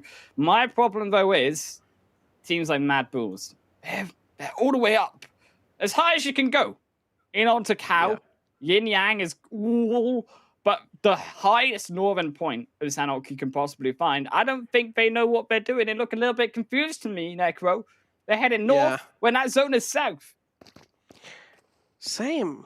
I don't really know what's actually going through their mind as well. And now if you talk about late rotation, Mad Bulls and Eastern Stars are going to be having a lot of problem. We do know late rotation means you're not really going to be having a lot of info to work with. You just don't know where teams are exactly positioned. And this is where Mad Bulls might just find themselves in a bit of a tricky spot. Even though, as I mentioned, Mad Bulls and Supermassive Blaze, things are quite close between them, and only one of them can make it in the top 16. So a lot of things in line and a lot of pressure as well. On the other hand, we have seen Mad Bulls just working so good under pressure. So I'm expecting a lot of things from Mad Bulls. This is a big game, though, also for Supermassive Blaze on the other end of this coin, because they are, of course, in the center of this zone. They have the ability to be able to make that switch if it does. The problem, though, for Supermassive Blaze is they've not done a great job, though, of surrounding the surrounding areas, looking out and scouting information of these teams, like S2G coming up, like Knights coming up. They've actually stuck together a very close formation over the head of Painan, and because they haven't found this information, they're going to actually, in the next few moments, even though that zone, it has shifted further south, it's going to be very difficult for them to control, and ideally control as best as possible all of these teams coming from that northern, that western side. Oh man, A7, they need to book it on the bridge as quick as possible if they're not able to do so, but Shiktas are going to be having full control of that. And talking about control, Knights looking to take over the control from H2G. One man being taken out. They just want to inflict a little bit more pain. At this point in time, this fight must be just a little bit of like poke and go fight. They're not really going to be finding any confirmations over here. Instead, just to instill a little bit of fear in the enemy team. Timber able to catch a little headshot on the Coops, and wow, that's a great shot. Oh, I know it's quite lucky. He just tried to pre-fire that, but still Coops. Oh, he's just going to be banging his head against the wall, Jake. That's right, it's Knights. You can't find that revive as ideal. It was very far out, but Knights, you still need to continue to move further forward. I don't think if Painan is really where they want to be fighting, it's going to be so difficult to control both sides of this, and also keep an eye on S2G, and as we said, Supermassive Blaze across the hillside. I like this Supermassive Blaze, so they are hitting up the more outer edge of that hillside. They're heading up towards more Painan, as they are heading over the summit of that to keep that information on board. And that's what we said, information is going to be power for Supermassive Blaze in this final game of Sanhok to make sure that they can uphold their position, because yes, they get a great position, but being the center of a zone like this is also very risky. And if they aren't going to control that information, they aren't going to keep these players off of them, you're going to find that actually a team like Mad Bulls, even though being so far out of the zone, will outlive Supermassive Blaze, because SMB, they have to take those fights early on. Supermassive Blaze have a really good positioning inside the zone, Jake, and if they're able to defend that positioning, till the end, this might just be their game. Right? But again, yeah, that's really crucial. But again, we have seen Supermassive Blaze just crack under a lot of pressure. And this might just be one of those games where the same thing, the same cycle just repeats itself. Or maybe we're just going to be seeing a complete new Supermassive Blaze. And they're able to defend that hill top perfectly. But on the other hand, Coop, so I like the guts on this man. Still peeks out even though he's taking a lot of damage. And Timber catches a couple bullets on his head. Still looking a little decent for now. STG and Coops, as I mentioned, STG a nice fight. This is just going to be a little poke and go fight. If they're able to find a couple of knocks, that's going to be a good thing. Because, of course, that's going to be putting Knights in such an uncomfortable spot. But on the other hand now, Knights, they're down 2 men. That means it's just left for the one last man alive, Xenox. Things are not going to be looking good. And Knights, after those 2 knocks, they're going to be sweating. But it was a second knock that came from A7. Crucially, A7, they saw the kills. They saw both of them drop and they sent it full on in. And Xenox, he's the only one left here. Skips over the river. They're flying over it. Is A7. I don't think they're even interested in the fight, but they are looking for it slowly as they do. S2G tries to spray down. They won't find any. And now this is a problem we said. A Pine out fighting around it. Yes, they find a revive. It's a beautiful shot coming in for Xenox. A beautiful punish. As the Axis Surprise finds at least one, but they have to continue to find the rest. And Alucard, he will go down to the 2v1 on the northern end. And Xenox and Coops, they are low and incapable when it comes to getting across this. But can they take Carrillo down with them? Oh, Carrillo now close to 2 players, but guess what? He's just too quick at those peaks. Finds one, confirms the kill instantly. Coops taking out the game now. That's a huge threat eliminated. But still, you need to take care of a man like Xenox. He's still alive in the game, and we do know Xenox have pulled off some insane clutches in the past, but this time it's against A7. It's against the Alpha Tines. Is he going to be able to pull off this one? That's the question. Trying to patch himself back up. Does hear a lot of footsteps. He does hear a lot of info. Is he going to crack under the pressure? That's the question. Lobs in a Molotov to try and bite some more time off. And A7, they're looking at just punish Xenox over here. Carrillo on the charge. He does not seem like he's faded away inside this one. He's not scared. He just wants to take the man down for getting shot from the back, but still Xenox trying his best to hold this position off. And finally, he will fall down somewhere down line. And yes, he does. That's a perfect trade coming in from the side of A7. Yeah, it's actually beautiful from Cinetex. He just jumps in onto the head of Mafioso, blocks all the bullets. Yes, he goes down, but he allows Mafioso to be able to confirm the kill by tanking every single one of the shots that are nice. So a beautiful finish there from A7, where it doesn't look pretty. It was still the best way that they could have taken him out. It's now that zone, of course, it has centered further down south. And Football is with the other team here that really had this zone under control. They had the hilltop, and actually they like this. They've got their split coming through. The 2 on the northern side, as well as Lutz on the flank. They should be able to defend this hilltop, but it is going to be difficult. As we said, a lot of this southern phase means that there are going to be more teams heading further south. It's a unfortunate situation there for Eastern Stars. Bazzi getting caught by Furious Gaming on their own rotation and reduced down to a 2. But they're still further out. They're on the edges of Tam Bang. This zone ain't there. It's in towards Mortar, Van Tai, Camp Charlie side. Some me of things. Look at A7 and Unicorns Love. These are the only teams that are currently alive, and they have a lot of elimination points in their name. Knights was the another team that had 4 eliminations, but still, them taking out the equation now. It's only left for the A7 and Unicorns Love, 2 dominant teams. They're trying to inflict a lot of pain on the enemy side. Able to find a knock on Fenerbahce, and now Scream from the side of Furious Gaming. The only man left alive. He needs to take care of 2 players, but Aphis, this man is heroic. He takes down the final man, and he's going to be taking care of him. Eastern Stars looking pretty decent inside the game. They have 1 man taken down there now. They only have 3 men to work with, but still, in the map of Sanhok, it shouldn't really be that difficult of a task. Yeah, they should be able to find that survival opportunity for them. I think Mad Bulls as well as same, right? You're heading further in. When do you make that decision? To send, I think, one of these Mad Bull members back into the blue zone just to heal.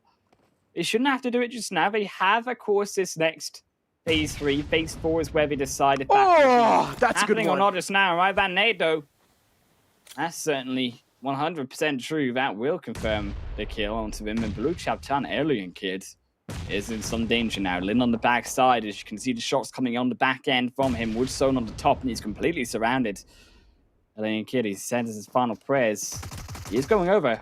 He doesn't find Volkiz. He confirms Volkiz away. That should not be allowed. Oh, he's thirsty. Oh, he's thirsty. Ilian Kid. And if he finds any knock over here at this point, he's just going to be going for the thirst instantly. But GK first in the close now.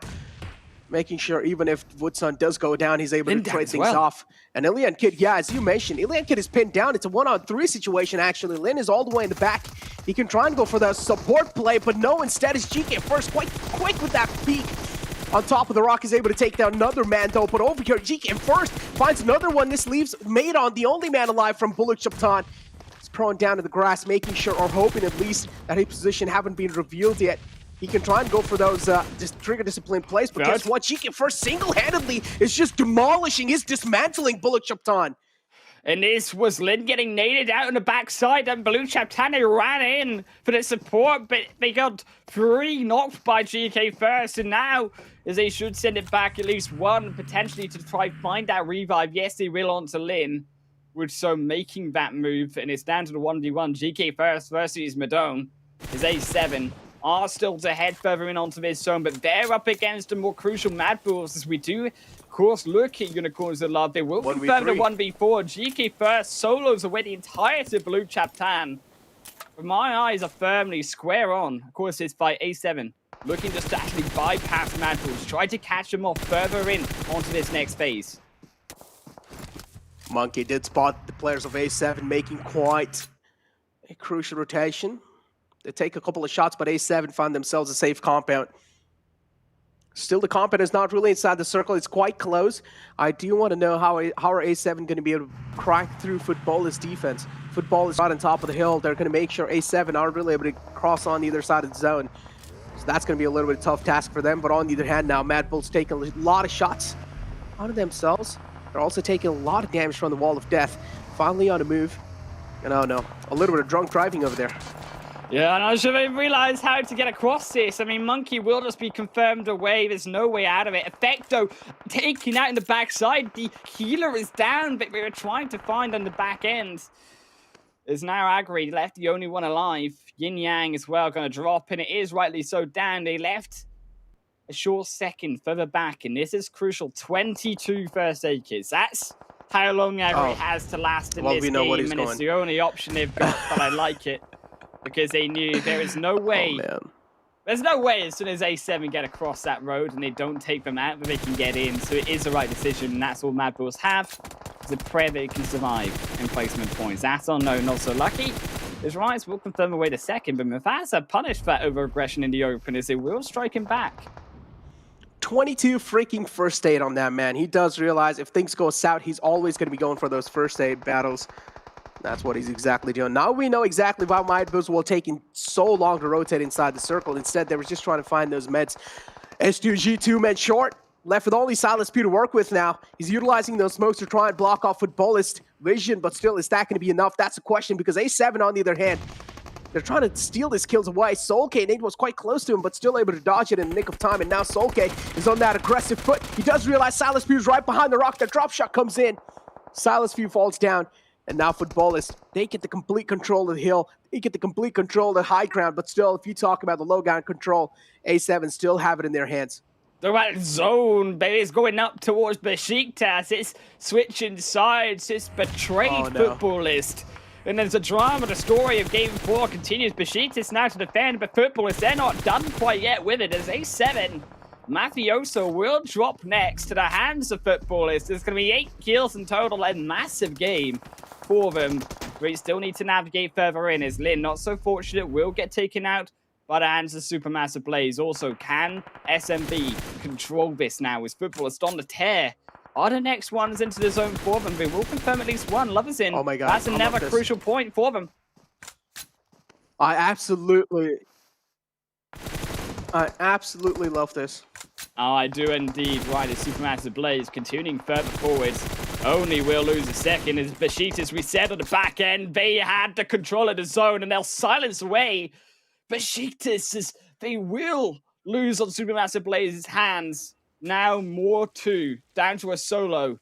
And Shron has to keep himself alive. Keep in mind, Mad Bulls is still healing. 17 first aid kits. He's going for days, baby. And the rest is Supermassive Blaze. They don't look like they're going for much longer at all. As it all comes down to the healing and Necro. That nade, it almost landed. Oh, that was quite close. That was quite close. GK first. I'm pretty sure he's going to be thanking his gods at this point. He does realize how lucky he is. Down a sliver of health is the only hope left alive for Unicorns Love. We do know Supermassive Blaze, this game's quite important. Tron is the only man left alive. He's still doing quite a great job, though, Supermassive Blaze. They have 5 points in their name up till now, and Supermassive Blaze, Tron, able to find another man, a footballist. This league footballist and just have one last man alive. Rom is the only man left alive. Now it might just be a one-on-one situation. If they do go for a fight inside this Mythic, yup, he can try and go for that Spoiled Sport. He can try and go for that Trigger Discipline play. But guess what? From the back, it's Besiktas stealing that kill away, and Rom able to take down the final man of Rise. Oh no, it's all gone wrong though for the rest of... You look, Supermassive Blaze, 9th position, 6 kills. We're only getting 1 placement point. That's 7 in total of Eastern Stars. So he's inside the snake realm. I don't think so lucky. He is pretty much obvious. There's no snaking for him, but Octavian, he's getting these points in hand. So are Mad Bulls now in onto the top 5. There's at least 6 points guaranteed. Make it now into 10, just like that, says Mad Bulls. They're surviving Aton. Now be the 4th to fall. Oh my god, Octavian. Just keeping his trigger discipline, just making sure he's able to buy as much as time as possible. If he gets spotted, that's going to be it for him. He gets spotted, gets taken down, and Besiktas are pretty much withered off the game of this game of Sanhok. But we still have Mad Bulls trying to heal it out, trying their best to make it as long as possible. Still 3 teams alive. It's between Eastern Stars and Mad Bulls now. He's going to be getting that 2nd place. Kapahala is taking a lot of damage, and I feel like he's going to... No, he's got it. Eastern Stars are the 2nd place, and Mad Bulls, they're able to make it on the 3rd place. Still, though, a good performance from the side of Mad Bulls. A massive performance coming through from Mad Bulls. They needed those 10 points. The overtake now. Understanding Supermassive Blaze by 1 point. Oh, look at this. And it's coming down to it. As Eastern Stars are here, and they know Besiktas, they'll clap and they'll dance their way to victory. This is only so many first aid kits. It's going to be a long game that we're still going to have. As Eastern Stars, it won't die too ezy. Oh, he just hit his own teammate. Oh, he did? Oh, no. He did. Oh, no. Come on, Besiktas. Come on. Well, at this point, Besiktas do know the final man is going for it. What if they can't just try to do that. Needed each other, and Eastern Stars comes out with a win. No, that's not gonna happen. Let's just stay on the reality. That's not gonna happen. But what?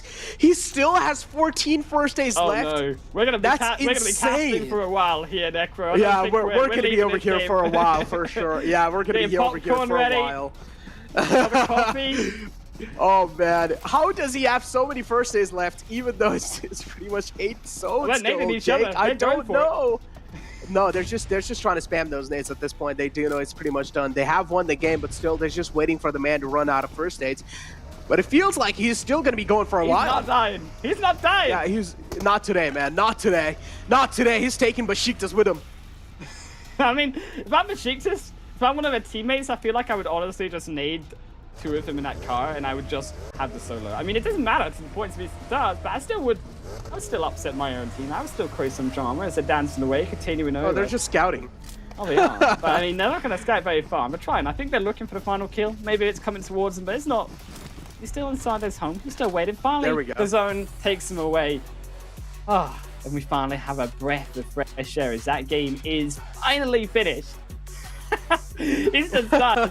I thought they would survive for all the way to the end of that first aid kit. I wasn't expecting, quite frankly, he would even die to that zone. But what did we get to? Like phase 7, phase 8, finally it came up.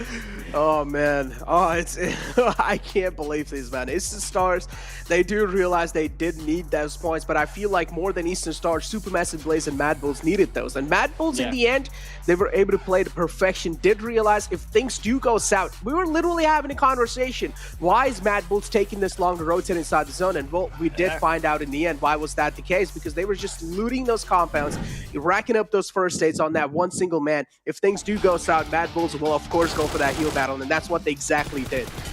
It was huge for Mad Bulls. So Agri, as we said, stepping up so well, and because actually we saw that 5th and 4th place fall down so quickly, Mad Bulls were able to actually secure themselves that 3rd position. As we said, we're able to secure actually a lead of a Supermassive Blaze by that 1 point margin on that game overall. As A7, though, I think was a huge game for them to clean up that fight, and I think coming into this mid part of the game, yes, we saw these kills left and right on the rest of the leaderboard, but I think a little bit of a disappointment if we are talking elsewhere to the fact of Knights in Painan, because Knights should have had a better game. Instead, A7 rampaged through them and then created this almost domino effect of players, as you could see now, having to fight their way further in because they skipped out Mad Bulls, and then it was from there. Supermassive Blaze desperately trying to control everyone away, but they couldn't do it, and that was the problem with Supermassive Blaze. They didn't have the control earlier on, so they had no setup to be able to defend when these teams did finally push on in. I feel like you're seeing a lot of hesitancy from this side of Supermassive Blaze, and you clearly did see that. I feel like instead, if they would have been a little bit more aggressive inside the zone, that could have panned out, because they could have been the Guardian Angels of the next zone as well. But Supermassive Blaze, instead, they decided to take their time, and in the end, they just got pushed on by other teams and they got taken out. I feel like in that position, Supermassive Blaze should have definitely been a little bit more aggressive.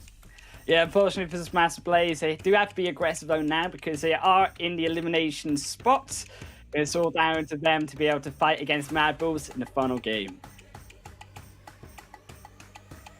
We knew it was going to come down to this. Two teams at least duking out for that 16th place spot, but just by how much? We'll be able to take a look at that overall leaderboard in a bit, but Zute once again, Besiktas, they won. Sanhok again, Eastern Stars getting second place again as well. Besiktas, I'm telling you, this is the team with only 2 super weekends, and they are currently, I believe, like in the top 7. This is a team you really got to watch out for coming into the finals, and they're carrying that momentum over. Looking at the second page right now, well, most of these teams are fine. You see BC in there, but Luke Chaptan, they did only get 2 points. They had such huge games already that, like we said, they're pretty much safe. It comes down those two teams out of Mad Bulls and Supermassive Blaze 7. Definitely, and shout out to Unicorns of Love, GK first, being able to get that MVP 6 LM 754 damage with 56 team contribution. That's what I was talking about. That kind of team contribution is what I expect out of an MVP. Going back to what you were saying, yeah, we're gonna be looking very closely at the next match. Mad Bulls, by the way, beautiful strategy. That player, they went from they went from being out in 10th place to being able to secure a top 3. I mean, impressive stuff. And it helps them out big time here, as you are able to see Mad Bulls. They do end up passing Black Dragons. Supermassive Blaze passes Black Dragons. Now Mad Bulls. Oh man, Sue, if we had to go here between Mad Bulls and Supermassive Blaze, which team is actually going to the finals? I would say Mad Bulls. If you just look at the average points per match, right? Because Mad Bulls, they missed the Super Weekend, and they're ahead of Supermassive Blaze that have gotten a chance to play all 45 games. So 1 game left, chances are, stats-wise, Mad Bulls is going to do better, and Mad Bulls is already a few points ahead of Supermassive Blaze. Yep. I think that's a pretty good answer. Yeah, well, I mean, we'll have to wait and see. There's still a lot of, I feel like, I forget the word I'm looking for. So there's a lot of stuff, you know, that taking into consideration when it comes into this last match, it being on Erangel. Of course, both these teams have stayed alive into the late game on Erangel for both of our matches so far. So it really just does come down to this very last game and them being like 7 points apart. It's definitely going to be a little bit concerning for these guys, 7. Definitely. I mean, I want to talk a little bit more about Besiktas for a second.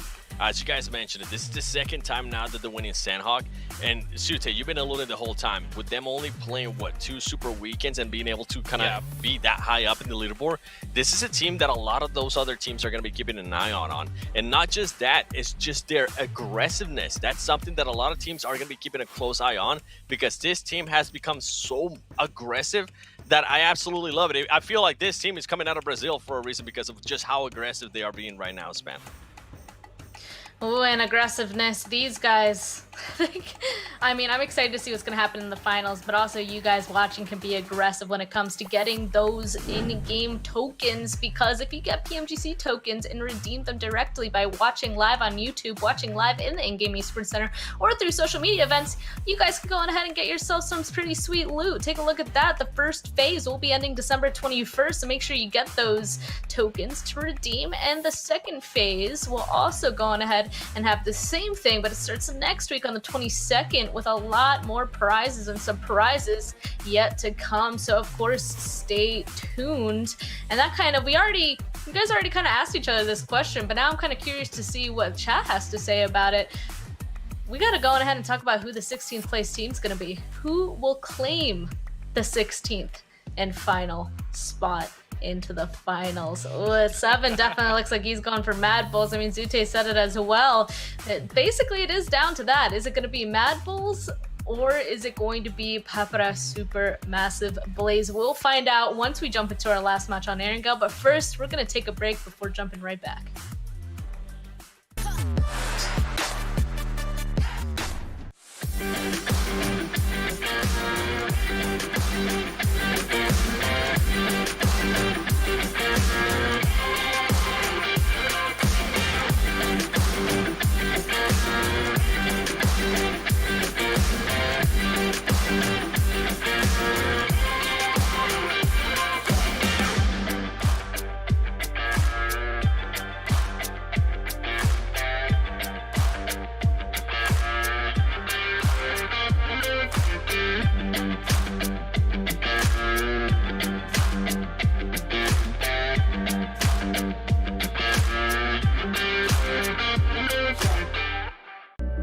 I saw the first light, the first steps. Now I see much more. I capture Earth in all its beauty. I see action. I see drama. And I see it in the finest detail. Moments of inspiration. And the first steps. I am the 1+9. It comes down to this for PMGC West League, the very last day, very last game of our last Super Weekend. The top 16 teams are going to be moving on to West Finals, and we got to figure out who those top 16 teams are. We're going to end off on Erangel, and this is it. This is make it or break it, Zute. From all the wins today so far, there's still a question mark on who's going to be in that 16th spot. Anyone can honestly take this last one. I expect a lot of aggression out of a lot of the teams. You know, this is it. They want to, you know, end their day off. It is the weekend. Everybody's pretty much making it in. Well, the teams that know who's going to make it in, they already know. So maybe they're going to play super aggressive, get those hot drops in. And a little bit of a side note, I love the color scheme out of the winners today. Hopefully, maybe the last match will also get a black and white and red team logo up there. But it just looks so beautiful right now, 7. It definitely does. And I'm with you. You know what? I'm kind of with you. I'm enjoying that Blue Chapter has improved so much here in this final day. I also enjoy that footballers. I kind of called them out a little bit there at the start of the day, saying that they weren't looking like the footballers from last Super Weekend. Well, they decided to shut me up a little bit. Sulky Sunday came out as well, getting that chicken dinner. And Besiktas, I mean, Besiktas, we just keep on talking about it. And the more I look at the stats, dude, the more I just get so impressed by this team. But in this next one, it's going to come down to Mad Bulls and Super Massive Blaze. And I can't wait to see what chat's going to be putting in the comments on the YouTube chat. I really think it's going to be Mad Bulls, by the way. How about you, Span? We didn't actually get to ask you. I just realized. Oh, no. Which one of those This is two? Where I pull a Jason Kaplan and just completely refrain from answering the question. And we talk about what we think's going to happen in this last match. Okay, well, I guess I'll try to answer it a tiny bit. My answer is pretty much, I don't know. I do think both of these teams have had pretty amazing games, and it's just going to come down to this last match. Now, if I had to base it off of stats, I mean, Zute already said it, Mad Bulls just have been pulling the better stats. But honestly, I do think it comes down to this last match, either one of them. I'm going to try to guess for you here, and just because of the conversations that we've been having between these matches. I think deep down, in your heart, you want Super Massive Blaze to advance, just so you can continue to say their name. On the finals, there you go. I mean, I was gonna say that, you know, I've been watching SMB this entire time, but I've also been watching Mad Bulls as well, and both these teams I know have been pretty successful in the games that they've been performing in. Honestly, I'm surprised to see them this low, so it kind of makes me sad to see them duking it out for this very last match. So, I mean, whoever gets it, I'll be proud of. Whoever doesn't get it, I'll still be proud of for making it this far, in my opinion. But taking a look at these players for the very last time with these head-to-heads, I mean, we'll be seeing it after this last match. We still got to keep in mind that all of these points are still going to count to when it comes to those bounties later on, y'all. The bounties, that is one thing that the teams at the top are fighting for. I'm mainly looking at who's going to be getting the most eliminations. So we got Coops up there along with Mythic from Rise. I think both of these players actually had a very quiet day today. Maybe this is the last game to get their elims in and secure that top fragger, you know, position, which is, I can almost say, like, it's a little, it can be even better feeling than getting first place overall, because that's a title you get to keep for yourself and yourself only, pretty much, Span. What else is a good feeling is also using a 1+9 or 9 Pro. Gotta swing it right on into that with flagship performance and an immersive 120Hz display and hypertouch technology made specifically for gamers. The 1+9 and 9 Pro are your best shot to climb the leaderboard. I mean, I don't disagree with you, Zute. Getting that first place, I mean, it's just something nice to go ahead and kind of end yourself off on. So let's see who's gonna end off with a chicken dinner for this last match. For me, I actually went on ahead and chose Fenerbahce because they still gotta get a chicken dinner. I mean, I said the same thing for match 1, so I'm going with Fenerbahce for my pick. And Zute, I have a feeling, did you go with the same thing? Yeah, I also went with Fenerbahce. You know what they say, if third time's not the lucky charm, the 45th time 100% is the lucky charm. Maybe they'll get their final and first and final chicken dinner on their 45th Super Weekend match. Okay, Seven, how about you? Listen, I'm pulling for Fenerbahce, and that is the reason why I didn't pick them, all right? Today, so far, my picks in Erangel have been a huge, absolute curse.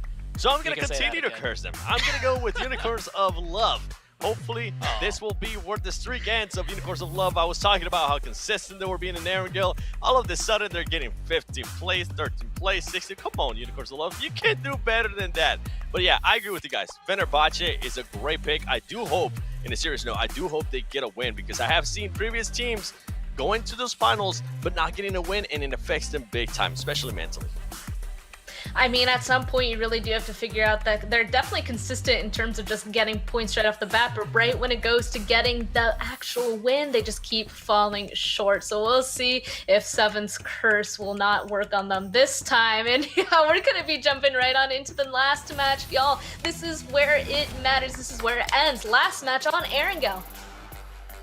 Let's get it going! Here, Necro, it's the final game of the Super Weekend of the PMGC West League phase before we head into the finals.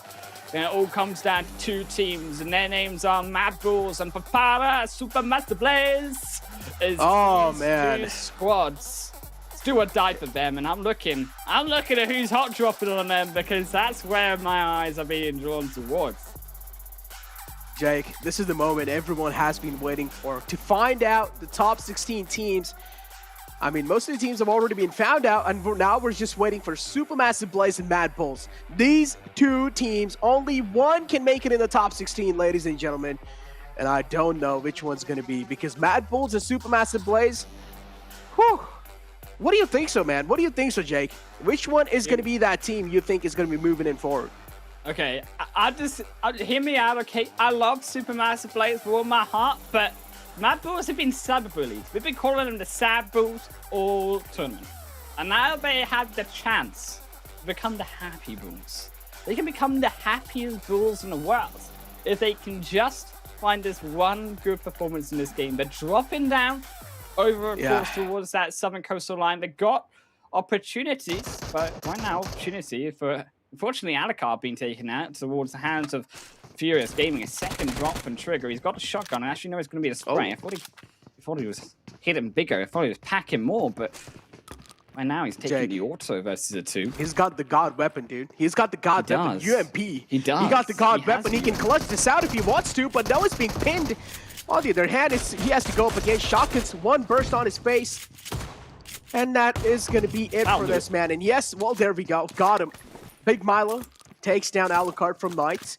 Not really a great start, but still it's the final game, and teams do realize, well, it's kind of like just a mess around games for all these teams that do know they have made it in top 16. So all these teams now, at least what I'm expecting, they're just going to be playing it like it's like nothing, you know? They're just going to be playing it like those normal scrim games. Yeah, I think that realistically, right, we're looking towards the rest of these teams. All of them, to be honest. I'm not good at maths, so I'm not going to count the numbers, but I mean, okay, I'm going to count the numbers. 19 minus 2, that's going to be 17. I'm good at maths, believe in me, Necro. Yep. So the rest of these other 14 teams are in the lobby. Not so good at maths, I've realized. The rest of these other 14 teams in this lobby, and it's not going to care, okay? I mean, Jake, it's all down to, look, okay. Listen, I'll tell you a fact about me, okay? I'm really quick when it comes to maths, okay? The answer is wrong, right or wrong, me? I don't really know about that, but I'm really quick with giving answers. Okay. So if I asked you like some crazy question of like, what's 1,263 times 597, you would tell me the answer, right? Yeah, it's 5,000. I don't know if I told you I'm pretty quick at giving answers. I told you I'm pretty quick at giving answers. It might be wrong. It's not my fault, but I'm pretty quick at it. That's right. I'm pretty sure that's right. I mean, I'm not a mathematician. I'm not a calculator, but if I had to guess, that must be at least close, right? Oh, it must be close. I don't really know, man. Well, I'm really bad at maths, not gonna lie, but yeah, I'm pretty quick at giving answers, as I mentioned. On the other hand, no circle all the way on the left. Most of the circle is being covered in the water. Not most, at least like 30% of the circle's in the water. So that's not really good news for teams like Mad Bulls and Supermassive Blaze especially. And now we do know Mad Bulls. I'm definitely going to be hard focusing on Mad Bulls all the way down in Quarry, as you mentioned, or as I mentioned as well. Mad Bulls in on 16th place, and now they need to defend that place. On the other hand, Supermassive Blaze, they're not really far behind, Jake. They're not really far behind. They're not far behind, but my big question right now is how are we going to get across Supermassive Blaze? Because they are on that more western side. They've got to be able to get through. I think Potato Hill should be their answer. They usually do digress towards that location and use that as almost a pedestal to step further in onto the zone. My also concern, though, for Mad Bulls is yes, they are inside of that zone. They're inside Quarry right now, but Unicorns of Love have pressured them before, and actually Unicorns of Love, the one time we saw pressure onto Mad in the Quarry side, it was not good for Mad. It was awful for Mad. But he still came out with a good position, but that was only because the zone gifted them that second place, and now they're not relying on that zone anymore. They've got to be able to be in control of their own fate, and are Unicorns of Love going to go to this obvious compound that Mad Bulls are going to be in? The obvious compounds is what you're talking about, but I'm really scared of Mad Bulls clashing against Unicorns of Love or either S2G. Now, if you take a look at the map, which we have the access to, all the way down south, right below Mad Bulls is Unicorns of Love, and right above Mad Bulls is S2G. Now, they're being surrounded by these two teams, but still, there's a decent amount of distance between them. But still, as the zone closes down, as the zone keeps on shrinking, I'm pretty sure these two teams are going to be locking horns at any time in the game. On the other hand, now Exit just pulling off some shenanigans with the Weekle. One man gets found. It's Polo getting taken down, and Fenerbahce, again, they might just find a couple of free kills for themselves. And they're memeing, they know, but they're still looking for the great final fight of this Super Weekend. Polo, though, he won't be there to see it. Bucky, he won't actually kill him just yet. He needs to wait a little bit longer. It's almost an aid back onto kill switch. And here comes Rebellion, stops beside him, parks up, takes the shots. He can't find them though. He's a little bit too slow in kill switch. He'll confirm her away, and this is crucial for Exit. Can Exit come out strong? No, not just yet. It's all down to J7. Kill switch turns on the kill switch there, finds one, but instantly gets traded off now. Fenerbahce again. Down to a three-man squad, same thing goes with Exit. Polo is still knocked out, he's bleeding away, he needs some help. But guess what, this time, he's not gonna get help. Instead, it's Fenerbahce taking their revenge. This is the revenge.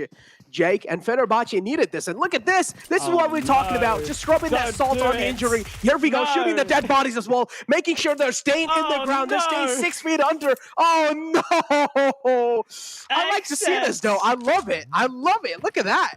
Just pulling I off feel some like moves. this is how it's been going for XSET this entire Super Weekend. in that one shot, that summarizes XSET Super Weekend, and it's been awful. Another 16 position twice in a row. They fell 16th in Sanhok. I just wonder, what have XSET learned now coming out of this tournament? Yes, they're out. There's no way they get in now. But what have they learned? What are they going to do coming into next year and the rest of the tournaments in spring to be able to come out better? Because they've still got here in the first place. And they still have or should have learned a lot of strategies, a lot of tips, a lot of ways of team fighting around some of the best that are going to be able to be transferred as these skills in on towards North America next year. And they should be able to then, again, repeat that consistency. In theory, but it still doesn't look good. I think the XSET overall, when they have to come back to possibly a second global stage next year and fight their way through this entire gauntlet once more in 2022, it's going to be a long road of improvement for them. One thing XSET for sure has learned that I can say is that get good. Like literally, that's what XSET has learned over here. And I'm pretty sure, as you mentioned, coming in next year, as you mentioned, that's a lot of days, right? That you have a whole year to try and improve on your skills. Maybe XSET will be, you know, one of those insane teams. Maybe they'll be right next to Alpha 7. You never know. Maybe that's a little bit of cap, but still, they might be. You never know. You know, anything can happen. That's a lot of time. XSET Global Champions 2022. I'm calling it, dude. This is a strat. You win. That's a you big win move. 1 year. That's a big move. And that's then, a big you gamble, come back Jake. next year. I'm telling you, if they win next year, I was the Foresight 1000. I'm just telling you right now. Oh, man. Mad Bulls, though, on the other hand, still trying to get right in the center of the circle. Football is right next to them. They will need to make sure they're being as careful as possible with each and every single move they're making. As I mentioned, game's really important for Mad Bulls. They're on a 2-2 split, and I personally don't really like this one because Mad Bulls, they're moving right next to Footballist. And even if one man goes down in this situation, Mad Bulls are going to be crumbling under pressure without a doubt. Do you know what I feel? I feel like we're almost watching a surgeon surgically get across this surgeon. I feel like we're feeling the pressure right now, Necro. I mean, 2-2 split, it's not so bad. They can look to scout out. They can just move backwards. They've got some space for them around Gatka, and it should be comfortable for this next phase. But I still worry for Mad Bulls. I still think that if they just take one little inch, they're going down. I mean, Rise, he's certainly flipping. I like it. Oh, man. I didn't realize there was someone there to punish him. I don't know why he didn't get punished for that. I mean, they were too amazed by his moves. I get it. But Gary, he walks in. I think he's done him with it. I think he might be done in total. That nades. Oh. Won't be That'd enough, be gold, though. Mythic all the way from the back finds him. Mythic all the way from the back finds him, creating an alpha angle. And now next 3 are left with 2 players alive. That's a huge knock, Jake. I mean, Mythic has been a monster, though, on Erangel. Yeah, I mean, he he's the has. highest of everyone. 70 kills so far in amongst the tournament on Erangel alone. And we were talking about who might be the MVP of this league stage. If I had to give it to someone, I would probably be giving it to Mythic because he has been so important for his team. I mean, he's the only one there as well on the top 5 limbs. And I get that, you know, teams maybe only have one fragger, but by boy, is he being fragging. Oh, man, he has definitely been that instrumental player, right, for Rise. He's always been one of those players who has been racking up those kills, who has been finding those initial engagements. And most of the time coming out on top as well. And Rise overall, I have been saying this from the start, and I'll say it again, they are one of the most aggressive teams, and they are not a team that's going to be backing out from any kind of fights. And this is what I really find kind of similar between Rise and A7. It's the same thing as A7 as well, right? If they do come inside a fight, they're never going to back out until they are completely wiped out from the game. And that's what I really like about these teams. Still, Mad Bulls, they have held up in towards Gatka, found themselves the compound, either side of the road, inside the middle of dirt, Gatka Fields. Because they will hold up for now. I think this is going to be a safe position for Mad Bulls. Not really anyone can contest them in this location. It's too difficult, I think, for Mad Bulls. They should be able to defend on cars coming in a full crash. A fool said it, the only way that Mad Bulls could be forced into a fight. Still, though, we look towards, of course, the other Supermassive Blaze, who are beside Mad Bulls. Keep in mind, Tron is just about 100 or so meters away from the other team that needs to make it, and Mad Bulls wrapping around the same location. This is risky because both of them taking more of a central approach, making sure it can keep themselves inside of the game as long as possible. But as we said, also center comes with risks. Controlling that zone now, Supermassive Blaze, they couldn't do that inside of the fourth game. They gave up too much control to A7, to Nice, to S2G, and then they fell down when it came to all of those teams moving up on into them. Now, can they do the same though here in this final game? Can they learn from their mistakes? Can they be adaptive enough in the next game on a similar position, high ground hills with flats around it, to stop these teams coming in? Oh no, man, that's definitely a good point from your side, right? Center comes with a lot of responsibilities for sure. And you can also be a center of attraction, and that's what can be a really huge problem. But luckily, now they're not really in the center of a circle anymore. Instead, it's Aton who has found themselves right in smack center. Mad Bulls, though, I do like the positioning from Monkey, but he still needs to be as safe as possible. He is out in the open, he's exposing his backs, and he needs to watch his back for sure. H2G making quite a bold rotation out in the open. It seems like they're not scared, and the only thing they're focusing on for now is that target.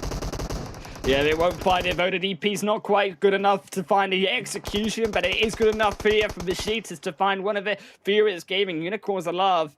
Not looking so great as Supermassive Blades of all teams. Taking out potentially Lin here, and this could be huge for Lin if he can find a double execution, but I don't think it's going to happen. He wraps around one way to the other, and Crucera looking way healthier. Oh, and here we go, though. Finally, Lin falls down, and now Supermassive Blaze. Game's important, Supermassive Blaze. You can't mess this one up. Oh, one man has been taken down. Second man's knocked out, and this is not good. Supermassive Blaze now only have 2 players to work with. GK first does want to spoil their game. He does wants to spoil it. He wants to confirm the kill. But Supermassive Blaze, they're trying their best. They're trying to create that smoke pass. Is Strong going to be able to make it safety? Yes, he does on a sliver of health. Now Keth is probably going to be going for that res. And GK first is going to be quite comes the cavalry. That, but here comes the cavalry. Here comes the backup. Here comes the charge in, just ramming their vehicle right on the compound. And Supermassive Blaze, they're going to be sweating now. They find the crucial knock-go. Roll Kiz is down, and that now means GK first needs to come through. They go for the first. They're going for the kills. This might be too aggressive. There's an aid onto Woodstone. It won't find it onto either, though. Another onto Tron. He steps out back. Can he find the shots? He does almost. Has to reload. GK first from the opposite end. He's not in it. Realized Woodstone in front. Kaseri forgot that there was a player on one of his base. Oh, no, They're still going to take out GK first anyways. We still alive. No, they need their men. They need their men, Jake. They need their men. Supermassive Blaze with only 1, or actually 2 players alive. They need each and every single player. They're only left with 3 players alive, and one of them is being knocked. That means only 2 players to work with. GK first, we do know he has pulled off some insane plays in the past. Not just in the past, in the map of Sanhok, if you exactly remember. That 1-on-4 clutch from the side of GK first, and he's looking to inflict some more pain. Is he going to be going for the commit or no? I think he's going for the change. I think he's going for the flag to try surprise out, but they've seen it. Tron is there already. And keep in mind, GK first, he almost died. He went down to a sliver of HP, but because he didn't confirm that kill, they didn't confirm away Unicorns alive. Now they've got a problem in their hands. They had to take such an extended fight and focus on this one player, where in reality, look at their position. They are close towards that center, and they're relying on that zone now shifting towards them, because there's going to have to be so much time and resources to take out just this one man. As that zone does shift towards the south, Supermassive Blaze, they do have a compound, and crucially, I think this is the problem, right? Supermassive Blaze, yes, they've got a great 4 walls protection, but everyone else wants a piece of that pie. And Unicorns love, they need to be eliminated. They're allowed Supermassive Blaze to find that information. Jake, my heart's pumping fast, man. I don't really know how Mad Bull are going to be making it inside the zone, because the circle moved away from them. They had the prime positioning like a while ago, and now the circle moving down south. That's going to be putting so much pressure on Mad Bulls. And also, teams making that rotation, they're just going to be applying a little bit more of that. So Mad Bulls now, there's a high chance that they might just crack under pressure. Even if one player goes down, as I mentioned, things not going to be looking good. Kursura, on the other hand, though, again goes down from the side of Supermassive Blaze. Trying to crawl back to safety. GK first is just inflicting pain. All he's doing is just tickling them over and over again. And he's not going to let Supermassive Blaze fully recover from this fight. Instead, he's going to be committing. He does know it's pretty much a donezo game for his team. His team has made it in the top 16, so now he can just try and spoil Supermassive games. Still though, Mad Bulls, Necro, they're making a push of their own, and Monkey, He has got into the compound and found a Nox initially to get them in to their fight, but the revives are coming on in, and Agri too. They need to make a harder push. Oh, they definitely need to make a harder push, but Mad Bulls now just ramming their vehicle straight on the compounds. Do you realize it's a do or die moment? You either get this compound and get the best positioning inside the game and try and win this one, or either you get taken out fighting like a warrior. Oh, the nades. And Mad Bulls, oh no, the nades coming in from their side. And guess what? Mad Bulls this time, they're looking pretty mad. They seem unstoppable. They find a man from Besiktas. SunHP is still shot inside the smoke, and he has kept himself anonymous up till now.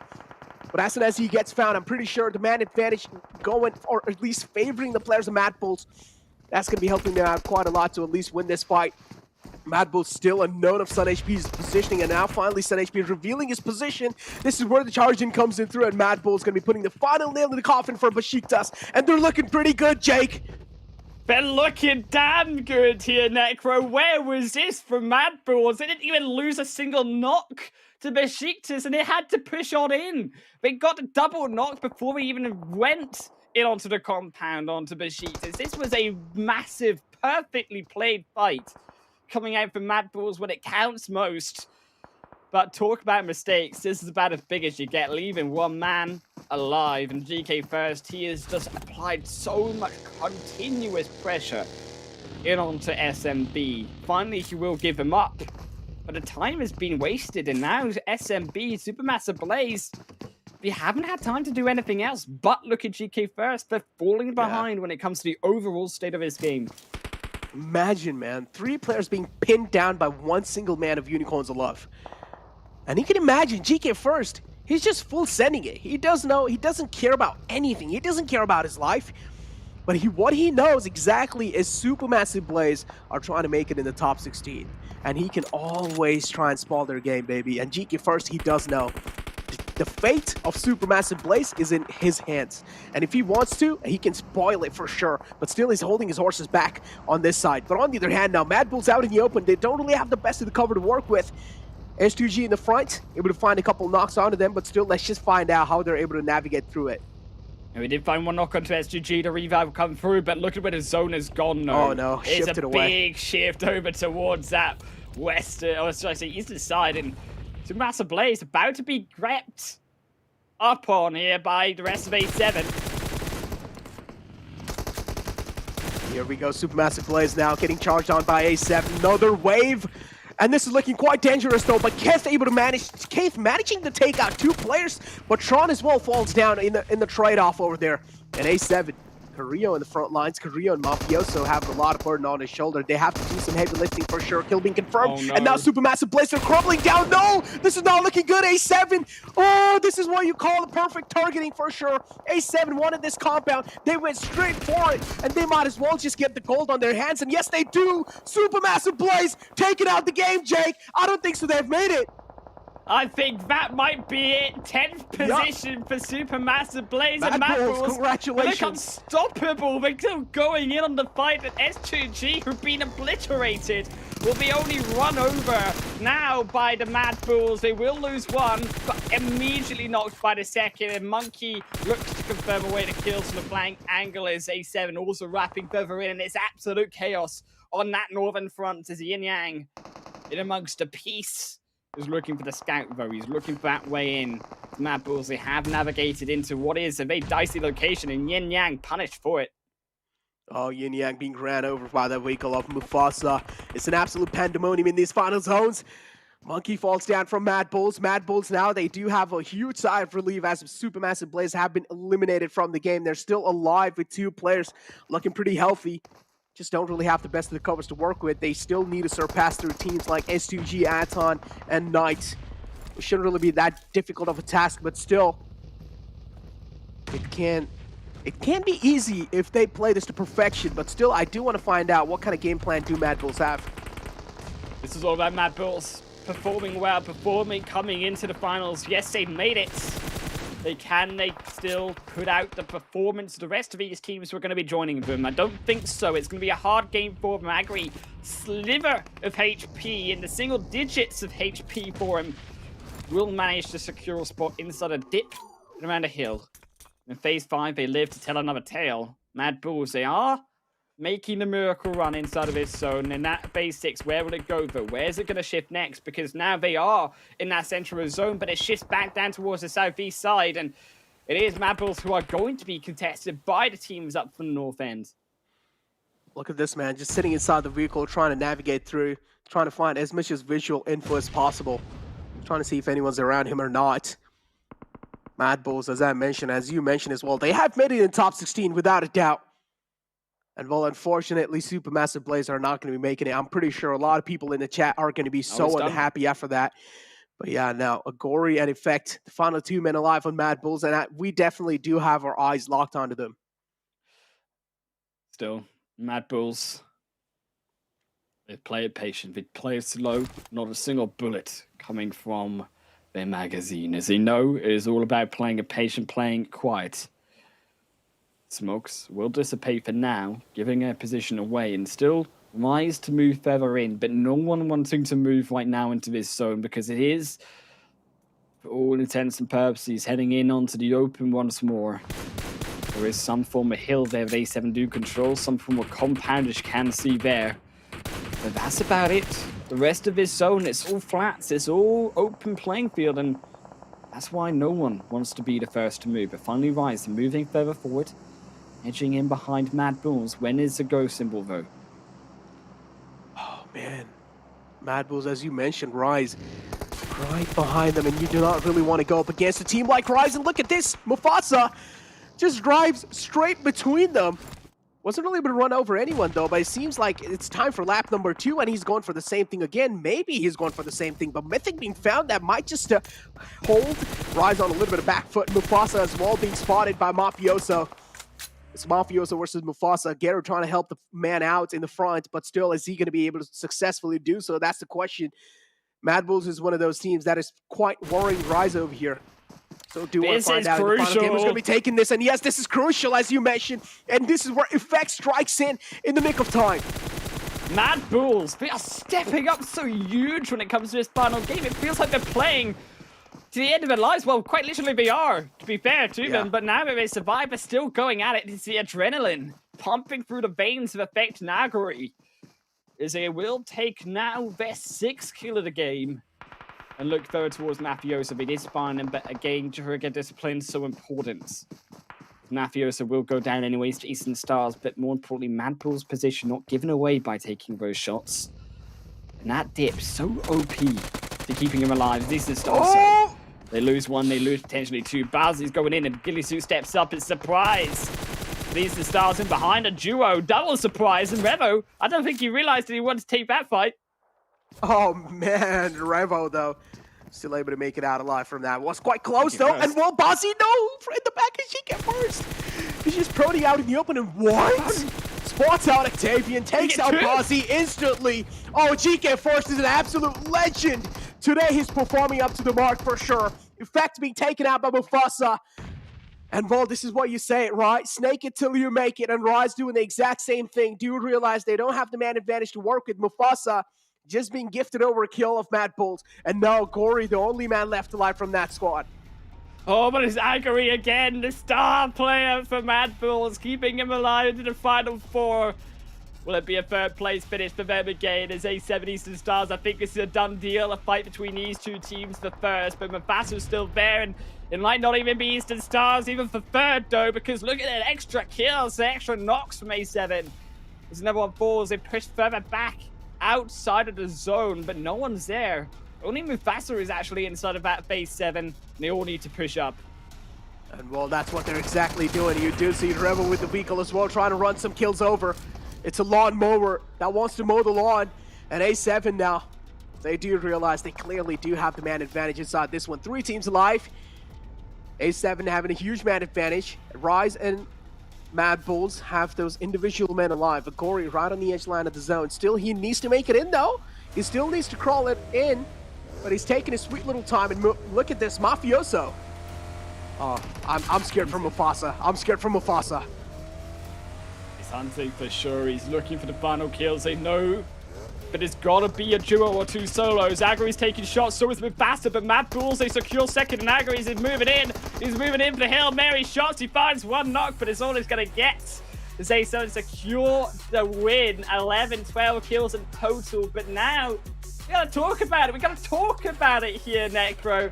Mad Bulls in second position, massive step up for them. And this is what they needed to get it onto those finals. Supermassive Blaze, they could not deal with a Unicorns of Love factor. GK first was hands down the reason they did not defend that compound well enough. I mean, I like that Mad Bulls proving themselves, right? They can perform under a lot of pressure, and they didn't really crack through. I was really scared of Mad Bulls just, you know, crumbling down under a lot of pressure. I was scared. But yeah, I was scared myself. I was like, oh no, they're going for a lot of risky splits, but they still did it. They held on, and that push, especially against Besiktas, oh, I was worried. I was like, okay, if this thing does go south, I'm pretty sure Mad Bulls, they're just going to be knocking their heads off, right? They're just going to be banging their heads against the wall. But luckily, GK first was there to just pin Supermassive Blaze down in that compound. It's 7WG, dude. I'm telling you, it's 7 World game, and he voted for Unicorns of Love, and he cursed someone. It wasn't Unicorns of Love, but he cursed Supermassive Blaze with them. As we do head through, of course, soon to these highlights. But my days. I mean, to look at A7 as well. You talked about these bottom two teams, who's making it, who's not, who's at the top though. They've now got to fight against. And A7 is looking like a monster in some of these games coming into the end of this Super Weekend. 11-12 kill game at the end onto Agri, as we said, a chicken dinner. I think also Rise as well, with Vasa third position, also being that other monstrous team that they've got to go up against. And there's a lot of preparation work, though, for Mad Bulls, these other bottom teams like Houston Stars and so too, to be able to contest against them for the top 6. I still think that maybe Rise is still on that first place because they are having consistent performances without a doubt in every single game. So Rise, they don't really need to worry about their first spot being taken over. But Rise, if you talk about that team as well, they stepped up quite huge in the Super Weekend 3, man, and they got themselves that first spot. I mean, none of us thought that Rise might be the one to take that first place, let's be honest. I mean, 165 points. I'm going to do quick maths here. At least 175 points plus whatever kills they got in that last game secured in this one Super Weekend alone. That is S2G massive style worth of points coming through from Rise, and it overtook them to first position. Now they are the ones to beat. Of course, with Massive Blaze, they tried to beat A7, but again, A7 looking brutal in the Super Weekend, obliterated through onto those members. And again, S2G doing the same to Aton. I think, quietly, we have to talk about also some of these other teams coming in the middle of the pack. I mean, Aton, Na'Vi, some of these teams heading down on that leaderboard still, despite them making it. What are they going to do to be able to perform upwards in this final league stage day next week? Because they've only got 2 days to prepare.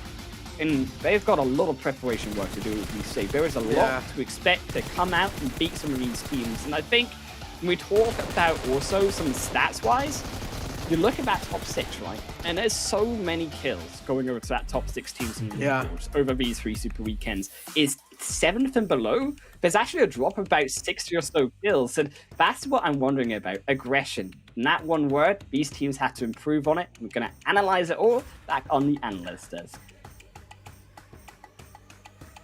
I am sure right when Mad Bulls saw Supermassive Blaze be taken out in that kill feed, an entire weight must have lifted off of them, because taking a look at these overall rankings, nobody actually ended up really taking a move. These are going to be our top 16 teams. Mad Bulls achieving and getting that 16th place. Supermassive Blaze unfortunately just being taken out too early by Alpha 7 early on. Zute, I did not expect that ending right at the end there. It literally came down to a 2v2. Yeah, it was a tough fight. Supermassive Blaze, they already did a good job against Unicorns of Love. Unfortunately for them, they had to face off with Alpha 7. And wow, rank 1, I think this is what 7 oohed at. Rank 1 and rank 2. That's a 3 points difference.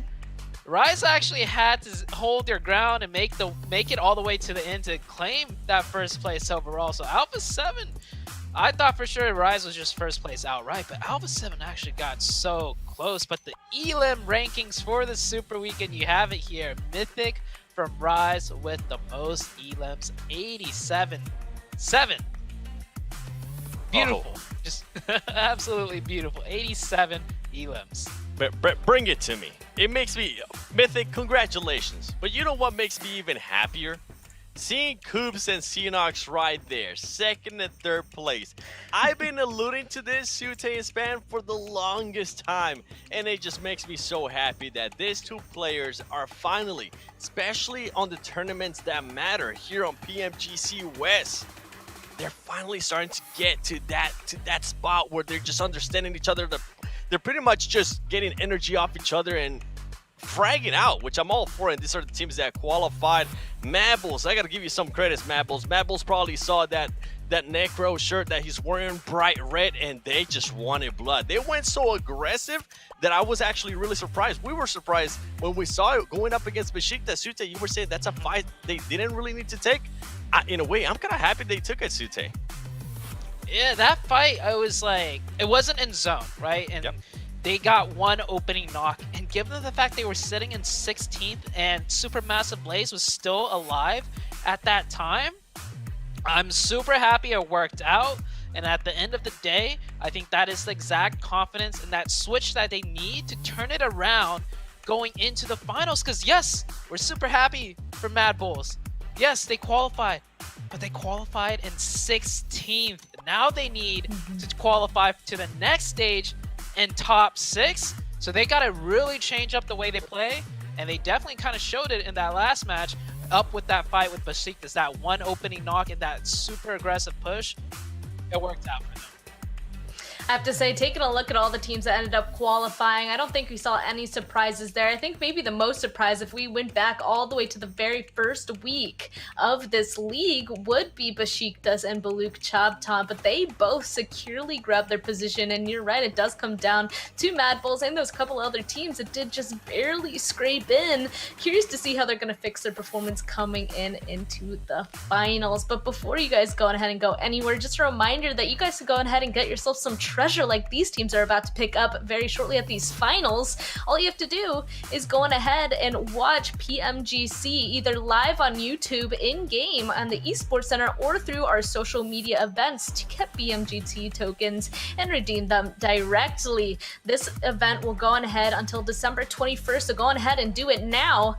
And the second phase will be starting right afterwards. So the second phase will start on the 22nd next week, so please stay tuned. There's a lot more surprises yet to come, so keep paying attention to these finals. So I have a feeling that that was a great ending to these league play matches. We still have 3 whole days though now to watch these teams participate in the West Finals, where only the top 6 teams will be able to go on ahead and make it into the grand final. So if we thought that it was difficult to get into the 16 top teams, being in the top 6 will be even more difficult. And if you guys are interested in actually potentially fighting it out just like these teams are, now's your chance, because there is a community open tournament happening with Game TV. It's a very exciting tournament, open for everyone, so please go on ahead and register to play and get yourself some PMGC tokens and Google Play cards. Oh, 7.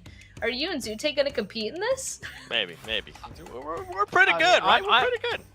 Watching all these players play, the hype moments, like, yeah, it does get the competitive side of me, you know, just I want to jump back in, but we'll see, 7, maybe we can make a team. Listen, Span, I was gonna say $365,000 I think it is for first place in this finals coming up. Sounds really good. And then if you go to PMGC and win it, that's gonna be 1.5 million. So I mean, that it makes me think about it, even though I do have potato aim. Potato aim, oh no. Well, these teams cannot go on ahead and afford that. Any last comments though before we go on ahead and break this off, Zute and 7? All right, 100%. You guys are gonna want to tune in every single day, match by match, because if you thought today was exciting, we're gonna get that for 3 days in a row, and every single game is gonna be crucial no matter what happens for all of these teams. So next week, I'm super excited. I'm pumped. 7. I'm so glad he said that. Every single game will matter. You're going to see teams playing maybe a little bit different. Some teams maybe playing a little bit more cautious. I am going to be looking forward to S2G hopefully showcasing that Super Weekend 1 performance that we saw that we really haven't been able to see. And I'm also going to be looking at Fenerbahce. Fenerbahce didn't get the chicken dinner, but I'm pretty sure they're happy that this super weekend is over. Going into the finals, especially in Erangel, they're not going to have to worry about exits, so hopefully they'll be able to take advantage of that. And to all the other teams that didn't make it to the finals, congratulations. You made it this far, and that's really, really impressive. Thank you guys so much. So this time the points will be wiped completely. The last 3 days of these West Finals, these teams are once again going to be able to fight it out to try and get into that top 6. They already said it. It's not something you guys want to miss. So Mustache Dave, Hot Jukes, Highland Wolf, Necro from Zute, Glitter, 7, and I, we will see you guys in those finals. It doesn't end here. And have a nice rest of you guys. See you guys shortly.